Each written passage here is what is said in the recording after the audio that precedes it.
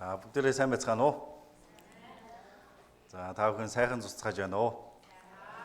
За намайг Билгүүн гэдэг. Тэгээд өнөөдөр энэ удаагийн семинараар та бүхэндээ уулзах болсондоо их баяртай байна. Тэгээд налаагч чуулганы хувьд бол налаагт бол би Улаанбаатар хотод төрж өссөн. Тийм болохоор налаагт ойрхон ирж ирсэн. Бас налаагч чуулганы ахын дүүсээсээ таньдаг хүмүүс их олон байгаа. Тэгээд харийг энэ чуулганы байр баригдсны дараа анх удаага энэ эндэр дээр гарч ир зогсож байгаа шиг байна. Тэгээд энэ удаа семинар хийх болсондоо их баяртай байна. Тэгээд өнөөдрөөс хүрэлцэн ирсэн та бүхэнд их баярлалаа. Товчхон одоо өөрийгөө танилцуул нам Билгүүн гэдэг гэсэндээ миний нэрийг Билгүүн гэдэг. Одоо болохоор Увс аймгаас ирсэн. Увс аймгийн Улаангомд манай Увс чуулган гэж бас байгаа. Увс чуулганд нөхөрлөөд одоо нэг 3 жил, одоо 4 дахь жил рүүгээ ороод явж байна. Тэгээд энэ удаа уулзсандаа их баяртай байна. Тэгээд манай сонсголгүй ахын дүүсээс ч гэсэн таньдаг хүмүүс зөндөө олон байна тий. Бүгдээрэндээ уулзсандаа баяртай байна. За тэгээд энэ удаа хамтдаа энэ 6 өдрийн турш Библийг хамтдаа суралцгаая. Тэгээ энэ удаа шинээр ирж байгаа анх удаага бас энэ семинарыг сонсож байгаа хүмүүсийн хувьд бол биес ямар учиртай газар ирч вэ? Яг юу сурах гэж байгаа юм болоо гэд их гайхчихж магадгүй. Тэгтээ та бүхэн санаа зовлгүйгээр сэтгэлээ нээгээд сонсоод үзээрэй гэж хүсье. Ер нь л бол хамгийн анх би бас манай гэр бүлийнхэн бүгдээрээ л одоо шарын шинд итгэдэг хүмүүс байсан, лам бөөгөөр явдаг тийм айлын хүүхэд болж төрсөн. Ялангуяа налаахт нэг чулуугаар мэргэлдэг нэг эмээ байсан, намайг жоохон байхад.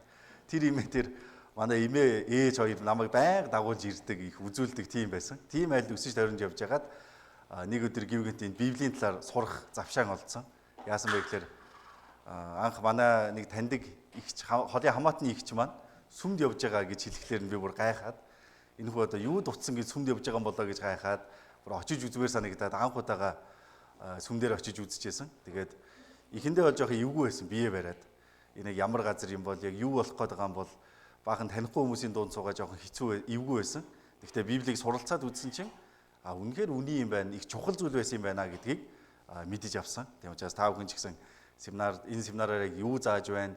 Энэ хүү яг одоо үнэн зүйл зааж гин үү? Худлаа зүйл зааж гин үү? Энийг та бүхэн дотроо эргэцүүлж бодоод шүүн тунгаагаад сонсоорой гэж та бүхнээс хүсье. За тэгээ семинар эхлэхийн өмнө хамтдаа Тэнгэр газрыг бүтээсэн Бурхан танд залбираад өнөөдрийнхөө семинарыг эхлүүлцгээе. Биднийг хайрладаг Бурхан минь ээ, танд баярлалаа. Өнөөдөр бид бүхэн хамтдаа Библиэс суралцах энэ боломжийг бидэнд зөвшөөрж өгсөнд талархаж байна. Энэ удаа Бурхан таны үгээр дамжуулж, бас олон хөдлөшгүй олон нотлохоо баримтаар дамжуулж Бурхан та байгаа гэдгийг, Библи үнэн гэдгийг мэдэж авахад та туслаарай. Түүгээр зогсохгүй энэ сууж байгаа бүхий л хүмүүс Бурхан таны үгийг дотроо эргэцүүлэн тунгааж, Бурхан таны хүн болгонд өгөхийг хүсдэг мөнхий ерөөл ивэл авралыг авч чадхад эзэн минь та тусална уу. Өнөөдрийн бүх цагийг танд даатгаж биднийг хайрладаг эзэн Есүсийн нэрээр залбирлаа. Амен. За өнөөдөр бүгдээрээ Библийн семинар тий Библийн талаар сурах гэж байгаа. Энэ Библи гэдэг үг бидний их сайн мэддэг үг ирнэ, бас сайн мэддэггүй үг тий. Библи гэдэг юм бид нар зөндөө болгоодаа сонсч ирсэн ирнэ. Яг энэ Библи гэдэг чинь яг ямар номын, ямар учиртай юм, дотор нь юу гардаг энэ талаар төдийл нэх одоо бодож үзэлгүй, сурж үзэлгүй зүгээр л Библийн талаар сонсоод амьдарч ирсэн байдаг. Тийм учраас өнөөдөр бүгдээрээ энэ Библи гэдэг ном яг ямар учиртай юм бэ гэдгийг илүү жоохон гүнзгий бодож үзье. Тэрнээс өмнө Библийн шинэ гэрээний Матай 22 дугаар бүлгийн 29 дугаар ишлэлийг хамтдаа уншаад өнөөдрийн семинараа эхлүүлцгээе. За энэ ишлэлийг хамт уншийе. Есүс хариудан тэдэнд та нар бичвэрийгч Бурхны хүчийгч мэдэхгүйгээс болж төөрөлдөж байна. За Есүс энэ үгийг хэлсэн. Та нар бичвэрийгч нэгэн Библи гэдэг номыг мэдхгүйгээсээ болоод бас дээр нь тэр Бурхан байгааг, Бурхан ямар хүч чадалтай нэгэн бэ гэдгийг мэдхгүйгээсээ болоод төөрөлдөж эндүрч явдгаа гэж хэлсэн байна. Тийм учраас энэ семинарыг эхлүүлэхээс өмнө ялангуяа манай монголчуудын хувьд, бидний хувьд Библийн талаар жоохон буруу ойлгож явдаг зүйлсийн талаар нэг жоохон залруулга хэлчихэд өнөөдрийн семинараа эхлэе гэж бодож байна. Одоо би Улаанбаатар хотод хэд хэдэн газар бас Библийн семинар хийжсэн. Бас Монголын ер нь нэлээд олон аймагуудад Библийн семинар хийжсэн. Тэгээ сая одоо сүүлийн 3 жил бол Увс аймагт очиод байн семинар хийж байгаа. Тэр үйлгэнд ямар хүмүүстэй таарддаг вэ гэхээр Библи чинь би мэдэн штэ. Библи чинь тийм ном бидтэй, ийм ном бидтэй гэж ярьдаг хүмүүс их олон байна. Тэрний хамгийн их гардаг үг нь юу вэ гэхээр энэ. Завтай тархиа угаалгасан хүмүүс л Библиэд итгэдэг гэсэн ойлголт ер нь хүмүүсийн дунд байдаг. Налаагчдын хувьд ер нь ямар вэ? Ер нь увсдод байгаа улаан гомд байгаа хүмүүсийн хувьд бол нэг тиймэрхүү хандлага их байсан. Гэхдээ завтай хүмүүсээс хүнд явдаг үстэй. Тэр чинь одоо тархиа угаалгацсан хүмүүс л Библиэд итгээ явж ядгаа гэж ярьдаг хүмүүс олон байна. Хоёр дахь хүмүүс ойлголт нь юу вэ гэхээр тэр чинь гадаадын шашин штэ. Биднэрт бол хамаагүй зүйлээ гэж бодож явдаг хүмүүс их олон байдаг. Тийм учраас өнөөдөр бүгдээрээ энэний талаар нэг залруулга та бүхэнд хэлмээр байна.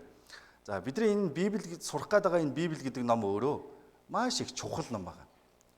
Одоо бидний энэ ариун Библи гэдэг ном сурах гээд байгаа. Тэгэхээр энэ номны нэр нь өөрөө Библи гэсэн үг. Энэ Библи гэдэг үг чинь өөрөө юу гэсэн үг вэ гэхээр ном гэсэн үгнээс гаралтай тийм үг байгаа. Одоо ялангуяа Орос хэлж бай, эсвэл баруун Европын орны хэлүүдэд номын сан юу гэдэг вэ гэхээр библиотека гэдэг тийм. Германч гэсэн библиотек гэж хэлдэг. Энэ дээр гарч байгаа библиотек гэдэг үг нь өөрөө номын сан гэсэн үг. Харин Библи гэдэг үг нь өөрөө ном гэсэн утгатай үг байна. Тийм учраас ном гэдэг нэрээр нэрлэгдсэн энэ ном. Дээрээс нь Библи дээр дэлхийд дээр энэ Библийг уншдаг хүмүүс үнэхээр их олон байна. Энэ сүүлийн 50 жилийн хугацаанд дэлхийд дээр хамгийн их олон зарагдаж борлуулагдсан номны тоо байна. Харах юм бол Библи 1-р байранд орсон байгаа.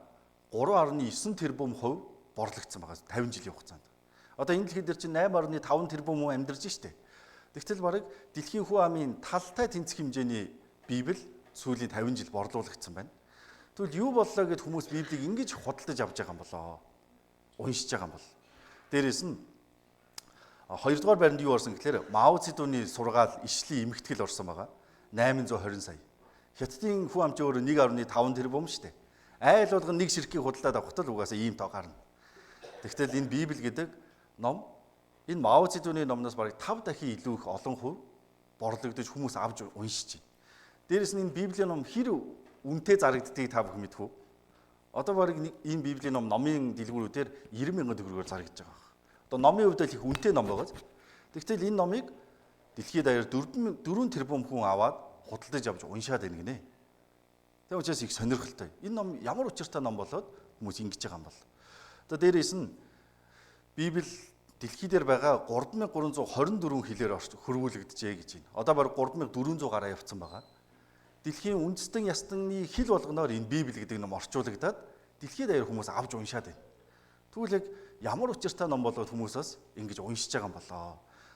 Тэгмэлэр энэ Библи гэдэг ном бол зүгээр нэг одоо дими хоосон ч юм уу эсвэл ямар нэгэн одоо юм хүсэж горьдсон хүмүүсийн уншиж судалдаг ном биш. Үнэхээр юмыг эргцүүлж бодож тунгааж үздэг хүмүүсийн судалдаг ном байгаа. Сая би хэлсэнтэй анх удаага сүмд очихдоо ямар байсан гэхэлэр анх Христийн сүм гэхэлэр ерөнхийдөө их жоохон тийм ойлголттой байсан миний хувьд. Одоо Улаанбаатар чинь тарин шинийн хүмүүс их олон байсан шүү дээ. Гэр оронгүй хүмүүс. Тийм учраас тийм хүмүүс очиж хоол идэж хувц сундар тусламж авдаг газар гэсэн ойлголттой байсан.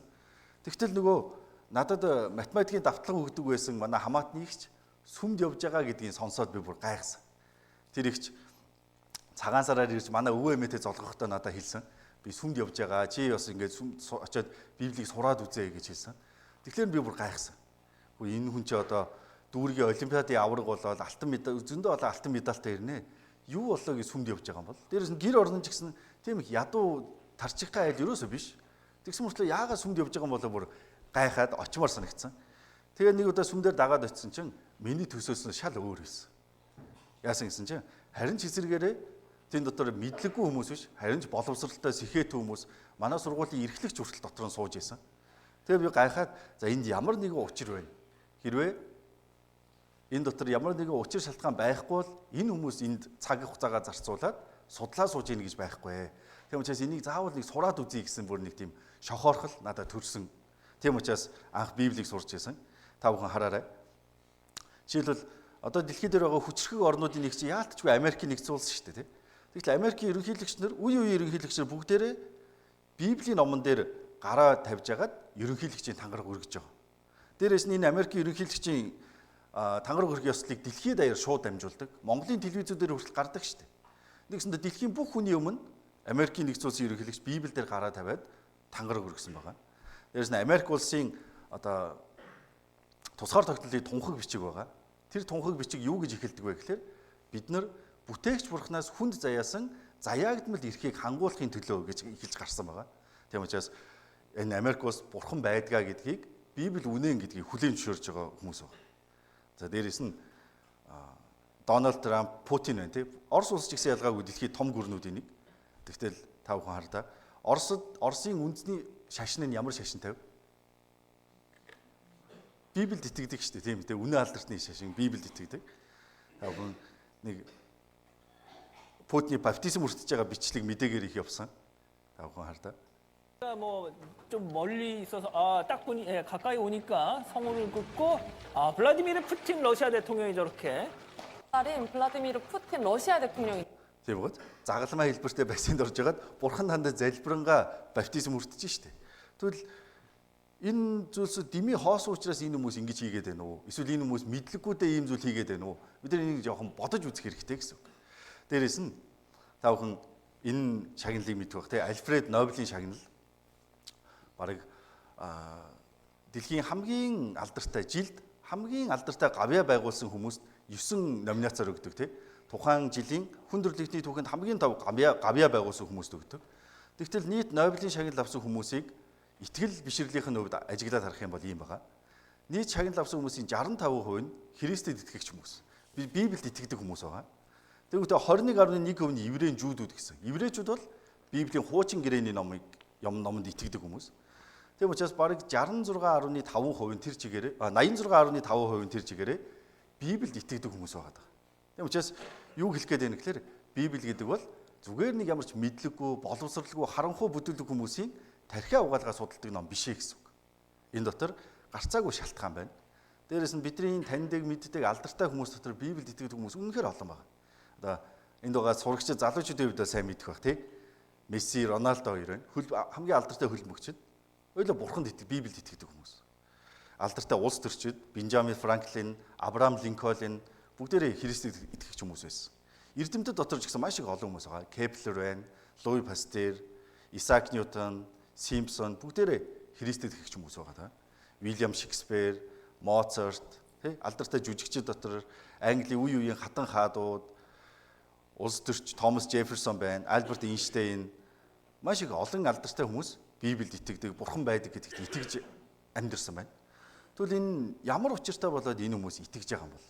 Тэгвэл энийг бүгдээрээ хамтдаа энэ удаагийн семинараар нэг бодож үзцгээе. Тийм учраас энэ Библи гэдэг ном бол зөвхөн бидний өнгөцгөө хараад энэ Библи гэдэг ном байд юм байлаа, Христэд итгэж хүмүүс итгэлийн гинлээ гэдэг ойлголтоор биш.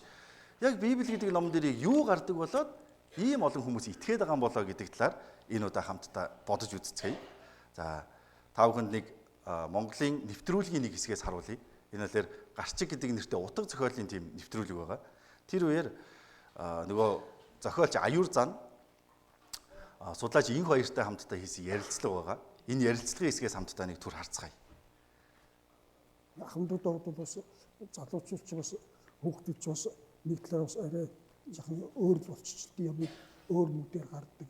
Угаасаа ч одоо соёл нь өөрөө ийм түгээмэл универсал шинжтэй болцсон юм шиг одоо бид нар энэс цугтагаад энэнд ямар шүтээд энэ юун заавал яваараа хүүхдүүдэд дугуйл яваараа гэдэг юм биш чинь.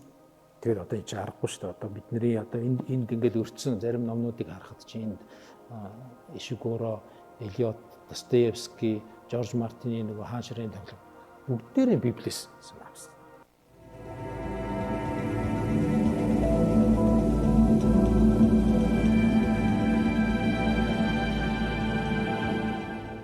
Гарчиг нэвтрүүлгийн 3 дахь удаагийн алгасаж болохгүй ярилцлага юм байна. Эхний дугаар хэлж байна. За энэ удаад бид нэлээд өөрөмөц сонин номоор алгасаж болохгүй ярилцлагуудаа эхлэе гэж шийдсэн. Энэ бол дэлхийн уран зохиолын магадгүй хамгийн их ишлэгдсэн, хамгийн их нөлөөлсөн, хамгийн их бүх тодтолуудыг хамаатаж болох нэг ном байгаа. Энэ номынх нь нэр өөрөө ном гэдэг утгатай. Одоо бидний мэддэг Дарма Дахма гэдэг эртний Европ энтхэг хэлний тэр үг бол эртний еврей хэлэндээ Тора гэдэг утгатай тийм үгээр илэрхийлэгддэг. Энэ үгийг анх грек хэл рүү орчуулахдаа Библиос буюу грек хэлний ном гэдэг үгээр орчуулсан. Яагаад энэ ном өөрөө ном гэдэг үгний дээд утгыг илэрхийлж шүү. Ингээд бидний яриа эхэлнэ. Энэ бол Библийн судар. Мэдээж хүмүүс янз янзаар түлээж авах. Зарим хүмүүс магадгүй шашин судалчлаа, харийн шашны номын тухай ярих гэлээ дургуутжээч магадгүй. Гэхдээ энэ бол дэлхийн уран зохиолын ширгэшгүй их өндөр болсон бүтээл юм аа. Дэлхийн энэ үгийн урдлаг гэдэг юмны анхны их үндэс нь ерөөсөө одоо энэ номноос энэ Библи гэж энэ бүтээлээс ихтэй гэд айл эртнээсээ дээр юусэн ялангуяа одоо энэ манай барууныхан гэж бид нар ярьдаг барууны соёл бол ерөөсөө эндээс одоо хууль цаац төр эрх за тэгээд энэ урдлаг уран зохиол ялангуяа одоо энэ уран сайхны ертөнц үгийн урдлаг гэдэг юм бол ерөөсөө эндээс ихтэй гэдэг угаасаа бүр эртнээсээ одоо тэр философтч тэр шашиндаач тэр манай урдлаг гооцын гонолтч тэр ер нь одоо хүлээж зөвшөөрсөн ингэж одоо ярьдаг одоо За энэ дээр юу гэж хэлж байна? Дэлхийд байгаа бүхий л алдартай зохиол ялангуяа барууны соёл иргэншлийн бараг 80% тэр чигээрээ Библиэлд үндэслэн байдаг гэж хэлсэн байна. Тийм учраас Библи гэдэг ном ямар ч л байсан их чухал ном байна. Библиэлд гарч байгаа агуулгууд их чухал учраас Библийг өнөөдрийг хүртэл маш их олон хүмүүс Библийг уншаа судлаа явж байна гэж байна. За дээрэс нь энэ Библи гэдэг ном тэгвэл бид нартай ямар хамааралтай ном юм бэ? Манай монголчуудаа ер нь хамааралтай юм уу, хамааралгүй юм уу? Энэ талаар бас нэг бодож үзье. Ялангуяа хүмүүс ингэж их ярьдаг. Наа чи ардчлалын дараа л борооны дараах бөөх шиг их олон гарч ирсэн гэж ярьдаг боловч энэ 2016 онд Улаанбаатар хотод соёлын төв өргөөнд ийм хэвлэлийн баг хурал, эрдэм шинжилгээний баг хурал зарлагдсан. Тэр юу басан гэхээр Библийн Монгол орчуулгын 710 жилийн анхны бүрэн орчуулга хэвлэлийн 170 жилийн тохиосон байна. Тийм учраас Библи анх хизээ монгол хэл дээр орчуулагдсан гинөө 710 жилийн өмнө гэсэн үг. 710 жил гэдэг чинь 1300-аад оны үед гэсэн үг шүү дээ. Тэр үед Библи монгол хэл дээр орчуулагдсан гэдэг түүхэн баримт нотлохоо байж байна. За тэр үеийн мэдээний хэсгээс бас та бүхэнд харуулъя. Христэд шашнаа нь манай улсад манай эртний 7 дугаар зуунаас торгоны замаар дамжин дэлгэрч эхэлсэн түүхтэй. За чухам энэ үеэс ариун Библийг орчуулах ажил эхэлсэн гэх таамаглал байдаг. Харин бидний үед баримт нотлохоотойгоор хадгалагдаж үлдсэн Библийн Монгол орчуулгын түүх 1305 оноос эхэлсэнд тооцогддог. За ариун бичээс нийгэмлэг За 1305 оноос эхэлсэн гэж хэлсэн байгаа. Тэгээд учраас одоогоор олдсон байгаа хамгийн эртний баримт нь энэ байна. Тийм учраас Библи айл хэдийн Монголд бүр 1300-аад оны үед 700 жилийн өмнө айл хэдийн монгол хэл дээр орчуулагдсан байсан гэсэн үг. За би тавганд харуулъя. Тэр үеэр эрдэм шинжилгээний баг хурлын үеэр үзэсгэлэн гаргаад одоо ч гэсэн Улаанбаатарт Библийн үзэсгэлэн байгаа тийм музей байгаа. Тэн дээр энэ үзүүрүүд байж байгаа. Уугарч монгол хичгээр орчуулагдчихсэн, хэвлэгдэжсэн Библи байна. Энэ болохоор 1906 онд хэвлэгдсэн ном байна. Ингээ харахад Библи бүр дээр үед Монголд орж иржсэн байгаа юм л да. Дээрээс нь хар орон хотод байсан энэ мөнгөн мод байна. Энэ мөнгөн модыг ч гэсэн уралсан хүн нь Христэд итгэгч хүн байдаг тийм. Тэгтэл энэ бүрээ барьсан тэнгэр илч юун дээр гардаг вэ гэхээр Библи дээр гардаг үйл явдал байгаа. Энийг болохоор Вильгельм Буш гэдэг хүн ирээд энийг уралж барьж өгдөг.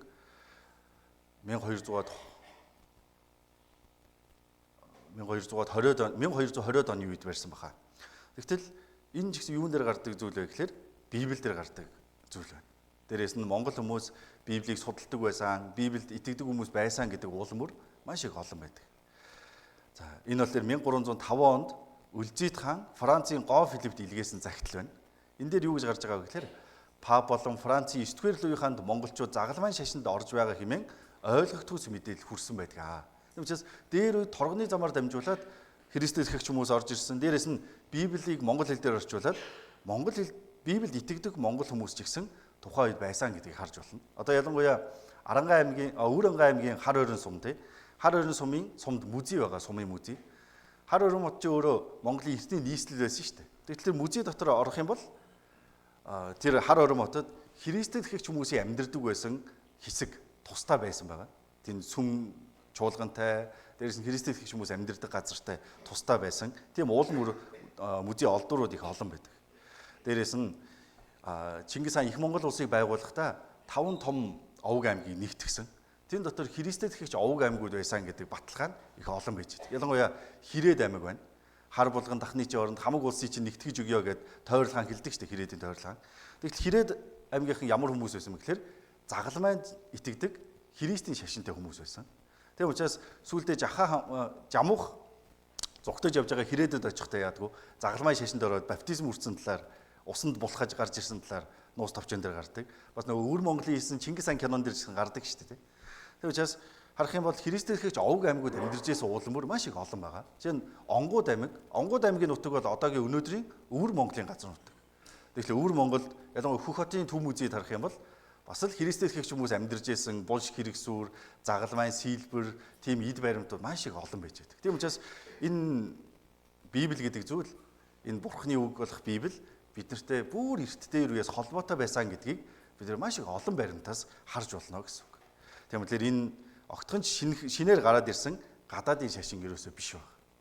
Дээрээс нь одоо Хувлаа хааны ээж, Хувлаа хаан чинь одоо Чингис хааны ач шүү дээ. Хамгийн бага хүүдээ Тойрол оны дүү Жахан хамбуугийн охин Сорхогтан бэхийг ихнэр болгож авч өгдөг. Хамгийн бага хүүдээ ихнэр болгож авч өгдөг. Тэгээд дөрөвд хүн хин бэ гэхээр Хувлаа хаан. Тэгтэл Сорхогтан бэхий хатан одоо Хувлаа хаан Йохан Гүрэнд Бээжинд Йохан Гүрний нийслэлийг байгуулсны дараа тэнд хамгийн анхны христийн чуулганыг Сорхогтан бэхий хатны ивэлдор байгуулж ясан гэдэг тийм түүхийн бичээс ч гэсэн байдаг. Тийм учраас бидний одоо түүхтэй Библи бол бүр эрт дээр үеэс холбоотой гэдгийг харж болно. Сүүлийн та бүхэн энэ жүжигийн талаар бид нар хэдэн жилийн өмнөөс их сонссон шүү дээ. Бавгийн тавсар умгаан Тамгагүй төр гэдэг зохиолоос сэтүүлсэн жүжиг. Монгол хаан гэдэг нэртэйгээр дэлхийн алдартай хэд хэдэн театрт тоглосон тийм. Тэгвэл энэ жүжигийн реклам нь та бүхэн харсан уу? Рекламных нь бичлэг нь энэ байна. За би та бүхэнд харуулъя. За энэ бол энэ жүжигний реклам байна. Монголчууд 10 дугаар зууны үед Христийн шашныг Азад дэлгэрүүлсэн нь.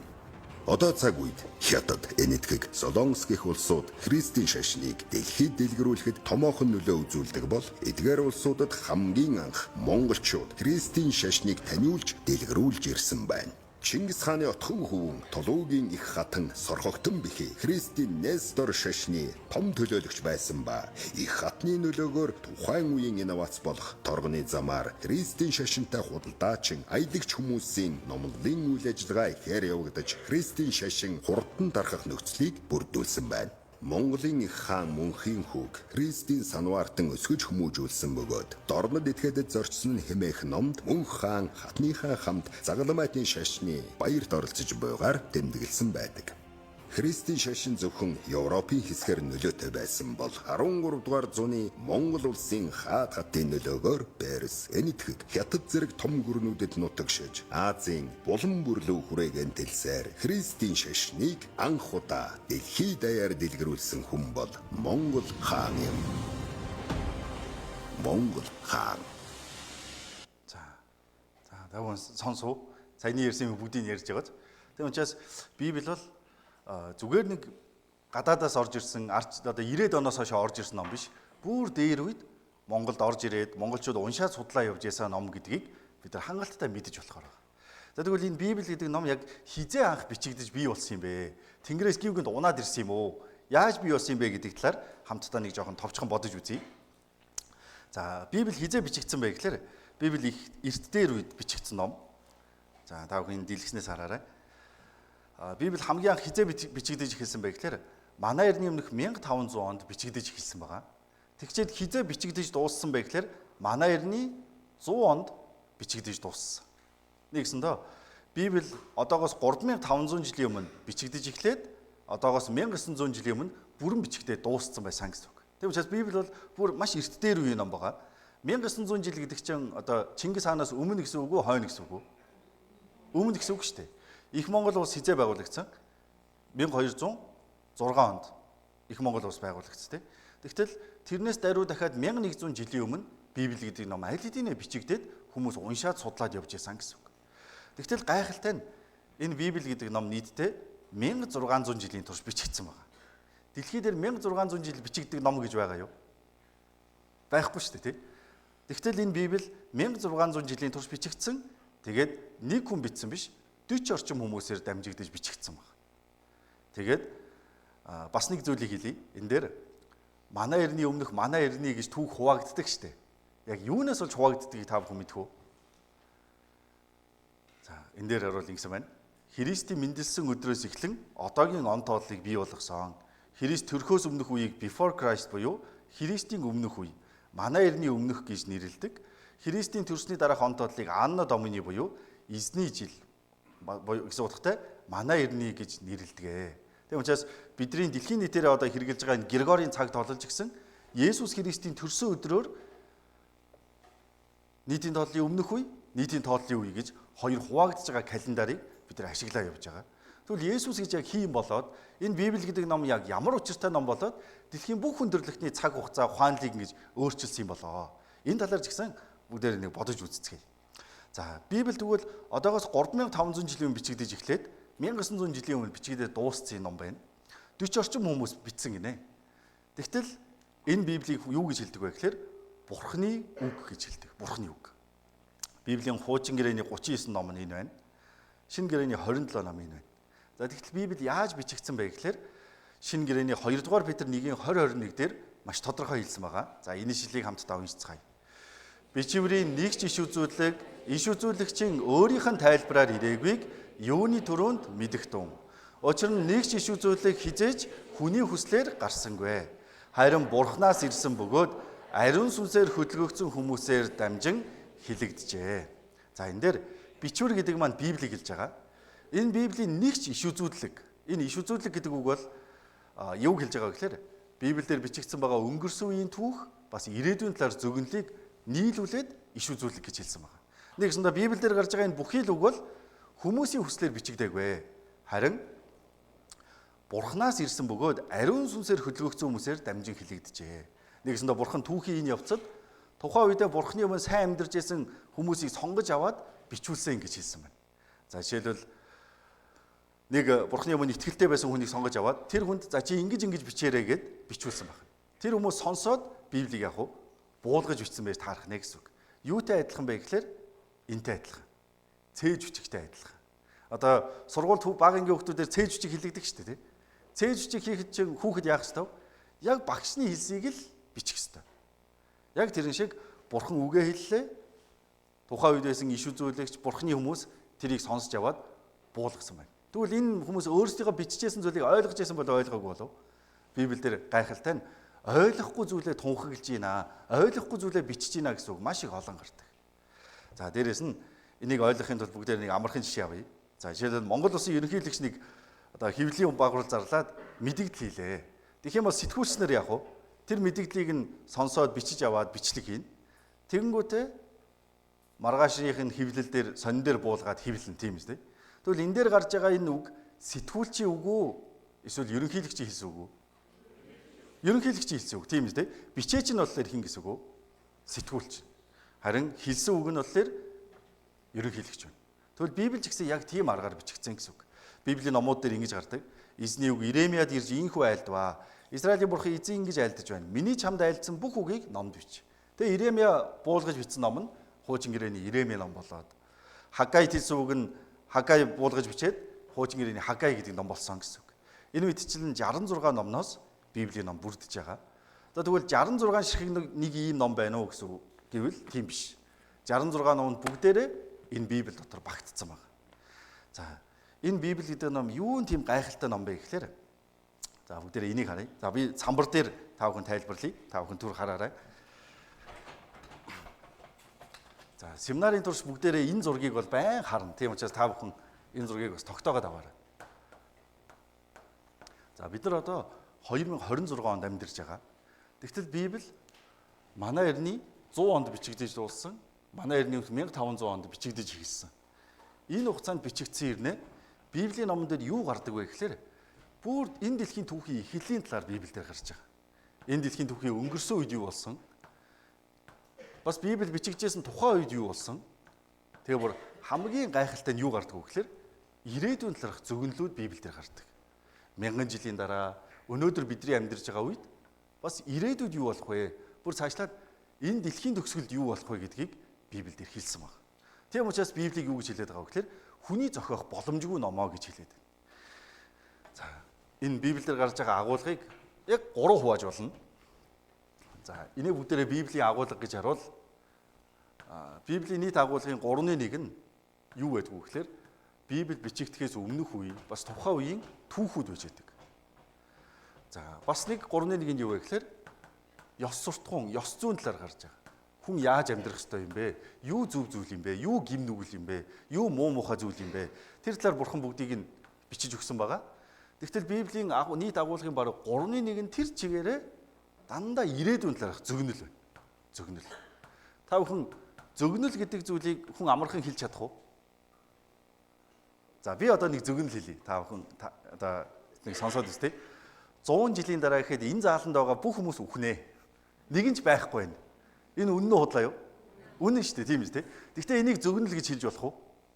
Болохгүй. Эний чи юу гэхээр оюун дүгнэлт гэж хэлнэ шүү дээ, тий? Оюун дүгнэлт гэж хэлдэг. Харин зөгнөл гэдэг зүйл чи ямар байдгүй гэхээр их алс хоолын дээрээс нь маш их нарийн тодорхой байна.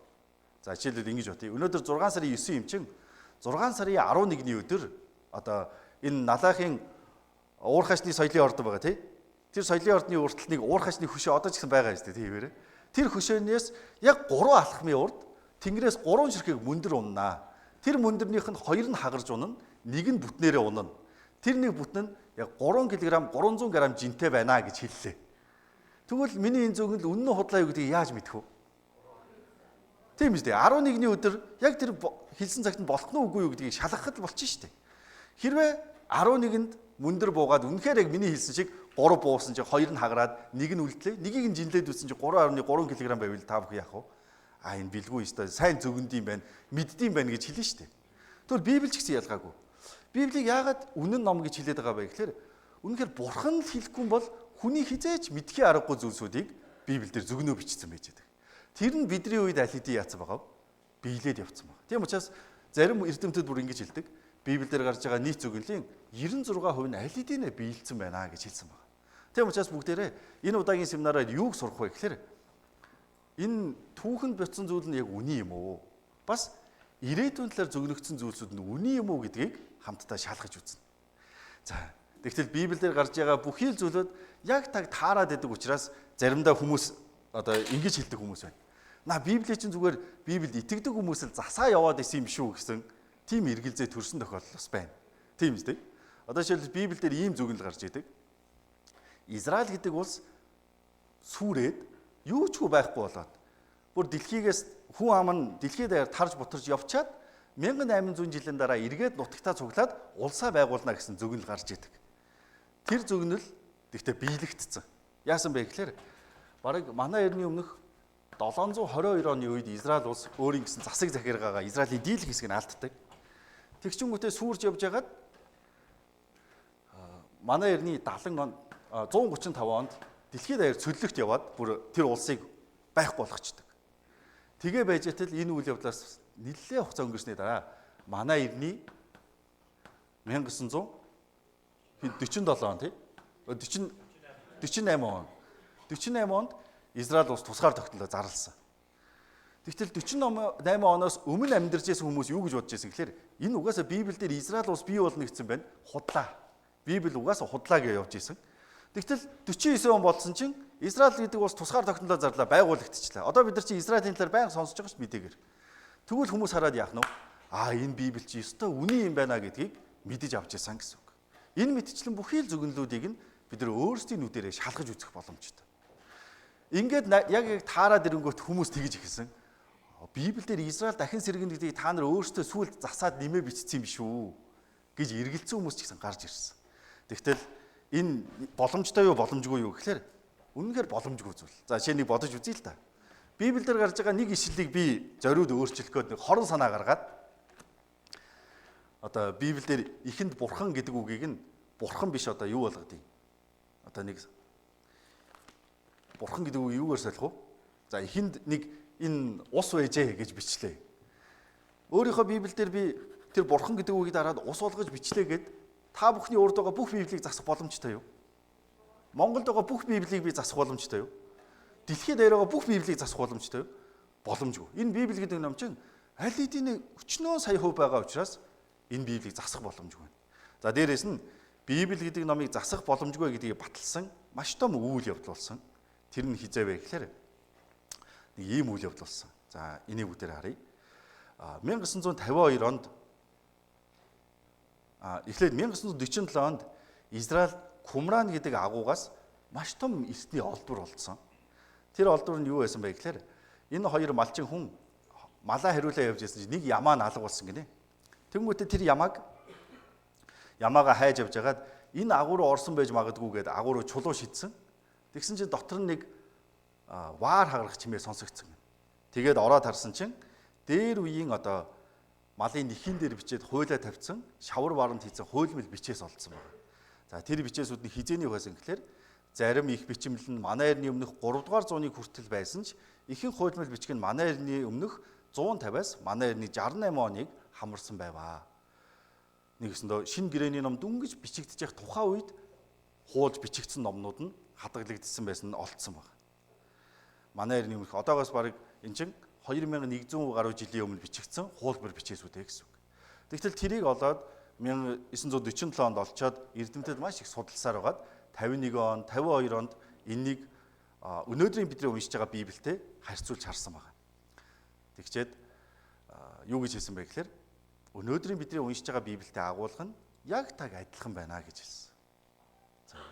За иймэрхүү байдалтайгаар тэр хуйлмал бичээс олдсон. Тэгээ эрдэмтэд бүгдийг дахин сэргээгээд одоо Иерусалимд ийм одоо нөгөө шавар ваарныхын таглааны хэлбэрээр хийсэн ийм музей байгаа. Энэ музей газар дор ойрох дорнод их халуун учраас гимтэхгүй тулд газар дор сэрүүхэн орчинд ингээ хадгалж байгаа. Одоо бүх хүмүүс нээлттэй орж харж болно. Тэгтэл юу гэж юм гэхээр Библийн өнөөдрийн бидний уншиж байгаа Библиэд яг таг адилхан байна гэсэн. Тийм учраас Библи хизээч засагдаж яваагүй гэсэн үг. Одоо манай Монгол улсын хамгийн том бахархалчин хэн блэ? Чингис хаан шүү дээ, тийм учраас бид нар мөнгөн дэвсгэртэн дээр Чингис хааны хөргийг тавьдаг, тийм. Тэгтэл энэ болохоор Израилийн мөнгөн тэмдэгт байна. Юу байна энэ дээр? Тэр Кумран агуугаас олдсон хуулбар бичээс байна. Мөнгөн дэвсгэртэн дээр нь байж байна. За энэ талаар баримтат киноны хэсгээс хамтдаа нэг түр харцгаая. 1947 онд дэлхийг цочод болсон мэдээ гарчээ. Израилийн Кумран археологийн дурсгалт газраас манай эртний өмнөх 1-р зуунд хамаарах Библийн гар бичмэл олдсон байна. Эдгээр нь сүнсэн тэнгисийн хуйлмал бичээсүүд байв.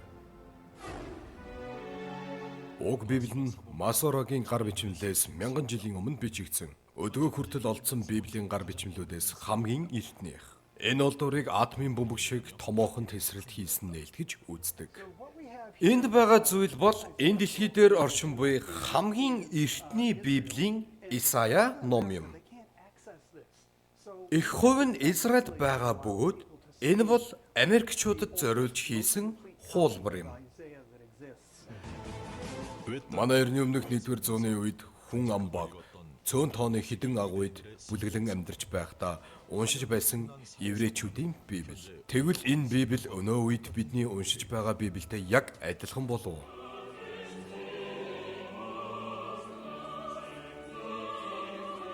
Сүнсэн тэнгисийн Исая номын гар бичмэл нь манай эртний өмнөх 3-р зууных. Хэдийгээр хэдэн мянган жил өнгөрсөн ч доторх агуулга нь өнөөдрийн бидний уншиж буй Библиэд яг адилхан байгаагаараа үнэн гэдэг нь улам батлагдж байна. За бодтой үнэн байна гэж хэлж байна. Тэгж явсараад Библийг хүмүүс ийм хуулбар бичээс дээр хуйлмал бичээс малын нэхэн дээр бичиж явсараад хамгийн анх Йоханнес Гутенберг гэдэг хүн хэвлийн суур машиныг зохион бүтээсэн. 1455 онд Гутенбергийн зохион бүтээсэн гэж үздэг. Түүний 1455 онд хэвлсэн Библи Европт хэвлсэн анхны ном байваа. Энэ Гутенберг гэдэг хүн өөрөө Бурханд итгэдэг санаартан хүн байсан. Тийм учраас энэ Библи гэдэг номыг бүхий л хүмүүст мэдүүлэхийг хүссэн боловч Библийг хувилах арга байхгүй учраас маш их бэрхшээлтэй байсан. Тийм учраас энийг хувилж болох барын аргаар одоо суур машиныг зохион бүтээгээд Библийг хамгийн анх хэвлээд хүмүүст дамжуулж тарааж эхэлсэн баг. Тэгээд юу гэж хэлсэн гэхээр үүнээс үнний булаг урсах болно гэж хэлсэн. Дэлхийн одоо түүхийг өөрчилсөн 100 нээлтийн нэгдүгээрт нь энэ Йоханнес Гутенберг хэвлэлийн машиныг зохион бүтээгээд Библийг хувилсан үйл явдал дэлхийн түүхийг өөрчилсөн үйл явдлын нэгдүгээр ордог. За энэ үний хүн зориулсан дурсгалын хөшөө нь энэ байна. Гартаа юу барьсан байна? Библи байгааз өөрийнхөө хэвлсэн герман хэл дээр Библийг тэрсэн байна. За ямар ч байсан Библи бол одоогоос 3500 жилийн өмнө бичигдэж эхлээд одоогоос 1900 жилийн өмнө бичигдээд дууссан. Нэгэсэндээ хүн төрлөختөн Библийг 1900 жилийн турш уншаа явж байна гэсэн үг. Тэгсэн мөртлөө өнөөдрийг хүртэл уншигдаа явж байна. За та бүхэн бодоод үзтээ. Нэг бичигдсэн номыг хүн төрөлхтөн 200 300 жил уншдаг ном байгаа юу? Байхгүй тий. Одоо жишээлбэл номнууд цаг үеийн нэг өөрчлөлт одоо хоцрогддог. Жишээ нь 100 жилийн өмнө бичсэн Монгол зохиолчдын ном өнөөгийн нийгэм хүмүүсийн сэтгхүүдэд таарах уу таарахгүй юу? Таарахгүй шүү дээ тий. Таардаггүй. Хэрвээ 500 жил өнгөрчүүл яг уу бүр таарахгүй. Тэгтэл Библи гэдэг ном бичигдэж дуусаад 1900 жил өнгөрж байгаа хэрнээ одоо хүртэл хүмүүс судлаад эндээс шин зүйлийг олж нээгээд мэдээд бүр гайхшраад бишрээд явж байгаа. Тийм учраас Библи гэдэг ном зүгээр жирийн нэг ном биш байна гэсэн үг. Тэгвэл энэ Библи гэдэг номыг Бурхан яах гэж өгсөн бэ гэхээр Бурхан хүн төрлөختөнд өөрийгөө таниулахын тулд мэдүүлэхийн тулд энэ Библийг өгсөн байна. За тэгвэл Библийн хамгийн ихэнд гарч байгаа ишлэлийг бүгдээрээ хамтдаа уншийе. За энэ ишлэлийг 2 удаа давтаад уншааж үзье. Ихэнд Бурхан тэнгэр ба газрыг бүтээжээ. Ихэнд Бурхан тэнгэр ба газрыг бүтээжээ. Энэ Библи гэдэг ном юу гэж эхэлдэг вэ гэхээр ихэнд Бурхан тэнгэр ба газрыг бүтээжээ гэж эхэлдэг. Та бүхэн бодоод үзтээ. Энэ ишлэл бидний өнөөдрийг хүртэл сурж ирсэн зүйлтэй бүрэн өөр эсрэг тесрэг байна. Бид нар чи юу гэж сурж ойлгож ирсэн бэлээ? Ихэнд гэдэг зүйл. Энэ Бурхан болохоор энэ дэлхийн хүн төрлөختний түүхийг яг эхлүүлсэн хугацаа байгаа гэж хэлсэн байгаа. Тэгвэл бид нар чи санамсаргүй явж байгаа л үүсцэн ингэж сурсан. Дээрээс нь бид нар чи Бурхан байхгүй гэж сурж бодож ирсэн хүмүүс шүү дээ. Дээрээс нь тэнгэр газрыг Бурхан бүтээсэн гэж хэлсэн байна. Тэгвэл бид нар чи тэнгэр газар санамсаргүй аяндаа явж байгаа бий болсон гэж сурж ирсэн хүмүүс. Тэгтэл энэ Библи гэдэг ном бидний сурж яснаас огт эсрэгээр хэлсэн байна. Энд ч одоо юу гэсэн үг вэ? Нэг бол Библи үнэхээр үнэн, нэг бол бүр туйлын худал зүйл байна гэсэн үг. Энэ хоёрын л аль нэг нь. Тийм учраас өнөөдөр бүгдээрээ тэгвэл үнэхээр Бурхан гэж яг байгаа мó? Дээрээс нь Бурхан энэ дэлхийг бүтээсэн гэдэг нь яг үнэн бодтой юм уу? Энэ талаар нэг хамтдаа үлцэн хугацаанд нь бодож үзье. Заримдаа хүмүүс тэгж хэлдэг. За билгүүнэ. Тэгвэл танаа тэр Бурхан чинь байд юм бол чи тэр Бурханаа нэг гаргаж ирээ харуулчих та. Тэгэх юм бол итгэхэд амархан биз дээ гэж тэгдэг. Уул нь тэгвэл амар тий. Нэг тийм дүрд ч юм уу нэг хөрөг байж байвал уул нь амар. Тэгтэл Бурхан бол хүний нүдэнд харагддаггүй гэж хэлсэн. Тэгэхээр хүмүүс юу гэдэг вэ гэхээр үгүй тэгвэл Бурхан ч байхгүй юм шүү гэж тэгдэг. Тэгтээ та хүн бодоод үзтээ. Энэ дэлхий дээр байгаа нийт юмсын 22% нь л хүний нүдэнд харагддаг юмсууд байгаа. Тийм үү? Одоо мод, ургамал, цэцэг, ногоо 22% нь л хүний нүдэнд харагддаг. Тэгтэл 78% нь хүний нүдэнд харагддаггүй юмнууд байна. Агаар, сэтгэл хөдлөл, баяр хөөр, дуу чимээ, амт гэдэг зүйл бидний нүдэнд харагдахгүй шүү дээ. Дээрээс нь бидний нүд ямар вэ гэхээр хитрхи хол имийг ч харж чадахгүй, хитрхи ойрхон имийг ч харж чадахгүй, хитрхи жижиг имийг ч харж чадахгүй, хитрхи том имийг ч харж чадахгүй. За, та бүхэн корона туссан уу? Yes. Хэрэг их юм бол би ингэж хариулах хэрэгтэй байна. Yes. Би ясаг 3 удаа туссан. 3 удаа тусахад тусам ингээ хүндэрд юм байлээ. За, тэгвэл та бүхэн тэр коронавигийн вирусыг харсан уу? Бид нар хараагүй шүү дээ, тий. Хэрвээ тэгвэл нүдэнд харагдаагүй юм чи корона гэж байхгүй гэж ярьж иж болох уу? Болохгүй. Бидний нүдэнд харагдахгүй л болохоос биш коронавигийн вирус байгаа юу? Байгаа. Тийм учраас л бид нар өвчилж байгаа шүү дээ. Яг л түүнтэй адилхан. Ийм нэм вирус, бактериуд бидний нүдэнд харагдахгүй ч гэсэн байж л байгаа. Хэрвээ коронавигийн вирус харагддаг байсан бол юу гэж тусах вэ те? Тийм үү? Ялаа алж байгаа юм шиг эренгүүтэн зүгээр ингээл ташаад алаад байхад тусахгүй шүү дээ. Тэгтэл нүдэнд харагдахгүй учраас бид нар тусчихж байгаа. Яг үүнтэй адилхан Бурхан хэдийгээр нүдэнд харагддаггүй ч гэсэн энэ нэм бактери нүдэнд харагдахгүй ч гэсэн харах гэж байгаа юу? Байгаа. Бид нар микроскопоор дамжуулаад харж байна. Яг л түүнтэй адилхан. Хэдийгээр Бурхан бидний нүдэнд харагдахгүй ч гэсэн бид нар Бурханыг харах боломжтой. Юугаар дамжуулж юу? Бурханыг хардаг арга нь тустай байна. Тэр нь юу вэ гэхээр энэ Библи гэдэг номоор дамжуулаад бид нар Бурханыг мэдэж харах боломжтой байна. Тийм учраас Библиэр дамжуулаад Бурханыг харна гэдэг чинь юу гэсэн үг вэ гэхээр Библийг уншаад үзээ. Тэгэх юм бол үнэхээр Бурхан байгааг чи мэдэж чаднаа гэдгийг Бурхан хэлж байна гэсэн үг.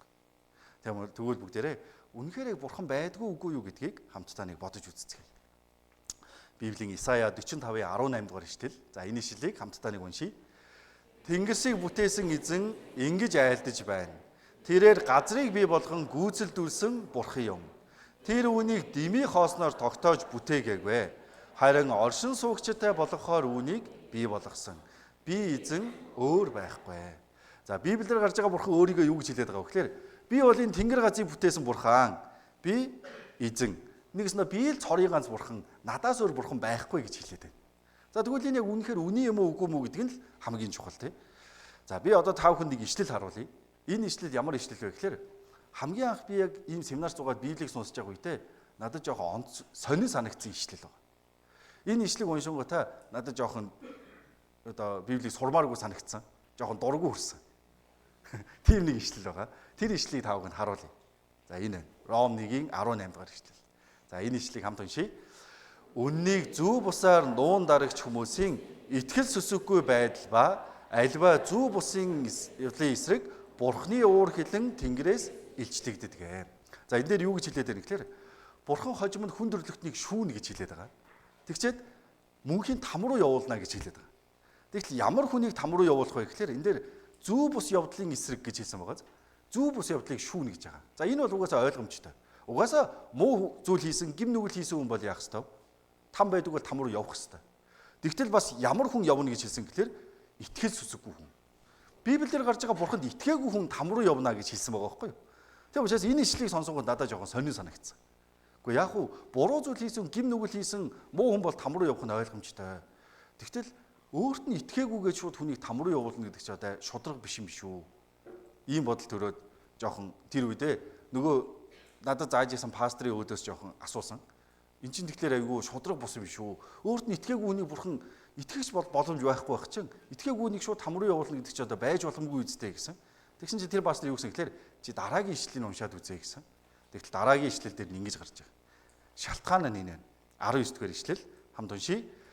Яагаад гэвэл бурхны тухай мэдэж болох зүйл тэдний дунд илэрхий байдаг агаад бурхан үүнийг тэдэнд ил болгосон юм аа. Яагаад бурхан ингэж байгаа вэ гэхээр үнэхээр жинхэнэ тэнгэр газрыг бүтээсэн цор ганц бурхан байгаа юу үгүй юу гэдгийг мэдэж болох аргыг бурхан маш их илэрхий тодорхой болгоод өгсөн гэж хэлсэн байна. Тийм учраас хүн жоохон бодоод үзэх юм бол нээрээ бурхан байгаа юм байна гэдгийг мэдэж чадна гэсэн. Одоо ялангуяа манай эмээ өвөгийн үе тэр эмээ өвөгөөс дээш үеийн хүмүүс бол бүгдээрээ яадаг байсан. Ямар нэгэн бурхан байгаа гэдэгт итгэдэг хүмүүс байсан шүү дээ, тийм. Социалист нийгмийн үед хичнээн бурхан байхгүй гэж нүдүүлж явсан ч гэсэн тэр сургалтыг авсан хүмүүс одоо ч гэсэн гандан яваал, ном уншуулаад явж л байгаа шүү дээ. Юу вэ гэхээр хүн өөрөө аяндаа бурхан байгаа гэдгийг жоохон бодоод үзэх юм бол мэдэж чадхаар байдгаа гэсэн үг. Шалтгаан нь юу вэ гэхээр Ром 1-ийн 20 дугаар ишлэл хамт уншийе. ертөнц бүтээгдснээс хойш түүний үл үзэгдэх мөн хүч ба бурхан чанар нь бүтээгдсэн зүйлсээр дамжин ойлгогдож илэрхий харагдаж байгаа тул тэдэнд шалтгаан байхгүй. Ямар шалтгаан байхгүй гэхээр бурхан минь танд итгэх боломж байсангүй шүү дээ. Тэгтэл бурхан таныг мдээгүй явж илаа. Тэгтэл яагаад намайг там руу явуулах гэдэг юм бэ гэж хэлж чадах шалтгаан байхгүй гэсэн байна. Яагаад вэ? Бурханы үл үзэгдэх чанар. Бурхан нүдэнд харагдахгүй байгаа ч гэсэн байгаа гэдэг нь, бурхан хүч чадалтай гэдэг нь бурханы бүтээсэн зүйлсээр дамжуулаад ойлгогдоод илэрхий харагдаж байгаа гэсэн байна. Тийм учраас хүн ямарваа нэгэн зүйлийг жоохон гүнзгий судлаад эргцүүлээд бодоод үзэх юм бол бүтээгч бурхан байна гэдгийг мэдэж болно гэж хэлсэн. Нэг удаа би хэдэн жилийн баг 7-8 жилийн өмнө ханы материалын тэндэг семинар хийсэн. Дүүргийн семинар болоод ханы материалын тэнд семинар хийж хагаад яг энэ ишлэлийг тайлбарлаад эхний өдрийн семинараа дуусгасан. Тэгсэн чи тэр үед нэг 82 настай их гоё нэртэй гүнд гэдэг нэртэй өвөө над дээр ирсэн. Тэнгүүтээ за билгүнэ. Ах нь бол бурхан байдагт итгэдэгэй гэж тэгсэн. Тэгэхээр надад их сонирхолтой санагдсан шүү дээ. Энэ хүн яагаад бурхан байдагт итгэж байгаа юм бол Библийг мэдээ судалж үзээгүй хүн байна. Та тэгвэл яаж ахаа бурхан байдагт итгэдэм бэ гэсэн чинь надад ингэж хэлсэн. За ах нь бол Библийг сайн мэдэхгүй. Тэгтээ чи нэг бодоод үз. Хэрвээ энэ дэлхий дээр дандаа эрэгтэй хүүхэд төрөөд байвал юу болох вэ? Эсвэл дандаа эмэгтэй хүүхэд төрөөд байвал юу болох вэ? Энийний тоог нэг тохируулж байгаа юм тэнгэрт байгаа. Тэрийг л ах нь бурхан гэж боддгоо гэж тэгсэн. Тэрийг сонсон чи зүгээр би толгоороо цохиулаад авах шиг л болсон. Тийм шүү дээ. Би ч өөрөө бурхан байгаа гэж Библийг зааж байгаа хүн ирнэ. Энэ талаар ерөөсө бодож үзег байгаа байхгүй юу? Тэгэл тэр өвөө болохоор зөндөө олон удаа бодож үзсэн байна. Тийм ээ. Тэгвэл тэрийг сонсчоод би бүр нөгөө Монголын статистикийн хорооны сайт руу ороод үзсэн. Тэгсэн чи бүр юу байсан гэхээр бүр гайхалтай. За би та бүхэнд харуулъя. За энэ 2025 оны тоо баримт байна. 13 CGMN гэдэг нөгөө эрүүл мэндийн яамны статистикийн сайт байгаа. тэндээс авсан мэдээлэл. 2025 оны байдлаар Монгол улсад нийт төрсэн хүүхдийн тоо болохоор 57,000 хэдэн зүй байлаа да. Нийт тоо энэ дээр хаалга тий. Тэгтэл та бүхэн хүүсийн харьцааг хар да. Эмэгтэй 25,887, эрэгтэй 27,829 байгаа. Үнэхээр ойролцоогоос тоон. Монгол улсад төрсэн хүүхдүүдийн хүүсний харьцаа эрэгтэй нэг жоох илүү байгаа. За би тэгээд бүр одоо Увс аймагт амьдарч байгаа Увс аймгийнхаа тоог нэг харуулъя. Увс аймагт 2025 онд 1361 хүүхэд төрсэн байна. Тэрний 625 нь эмэгтэй, 736 нь эрэгтэй байна. Бас төстэй байгаад. Одоо Монголын хамгийн цөөхөн хүн амтай аймаг Говьсөнбөр аймаг тий. Говьсөнбөр аймагт 287 хүүхэд шинээр төрсөн. Хүүсийн харьцаа нь 136 эмэгтэй, 157 эрэгтэй.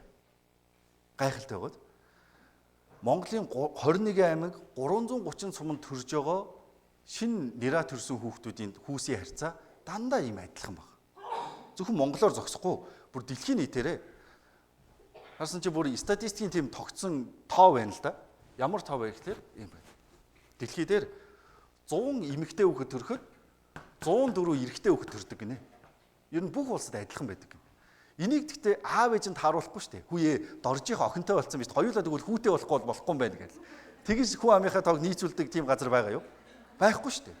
Тэгтэл бүх улсад төрж байгаа харьцаа нь ийм төрөөд байна. Энийг тэгвэл хэн тохируулж байгаа бол гарцаагүй нэг бурхан яах нь байж таарна гэсэн үг. Энэ мэдчлэн бид нар ямар нэгэн зүйлийг жоохон бодоод үзэх юм бол үнэхээр бурхан байгаа гэдгийг мэдэж болно. За бас нэг гайхалтай бас нэг график харуулъя. Энэ юу гэхээр Монгол улсын хүн амын сувраг. Одоо энэ дээр болохоор 2019 оны тоо баримт. 2019 онд амьд яваа Монгол улсын иргэдийн тоо хүүсийн харьцаагаараа ямар вэ? Сувраг гэж хэлсэн байгаа. Тэгшимтэй байгаа шүү дээ. Нэг гэсэндээ энэ дэлхий дээр амьдарж байгаа эрэгтэй эмэгтэй хүмүүсийн хүүсийн харьцаа нь хүртэл хоорондоо ямар вэ? Жигд байгаа. Нэг насных нь эмэгтэйчүүд олноор төрүүлээд нас урдаг ч юм уу, эрэгтэйчүүд нь олноор төрүүлээд нас урдаг тохиол байхгүй гэсэн үг. Тийм учраас энийг хүртэл тохируулж яадаг яах вэ? Хин нэгэн бурхан байж таарна гэсэн үг.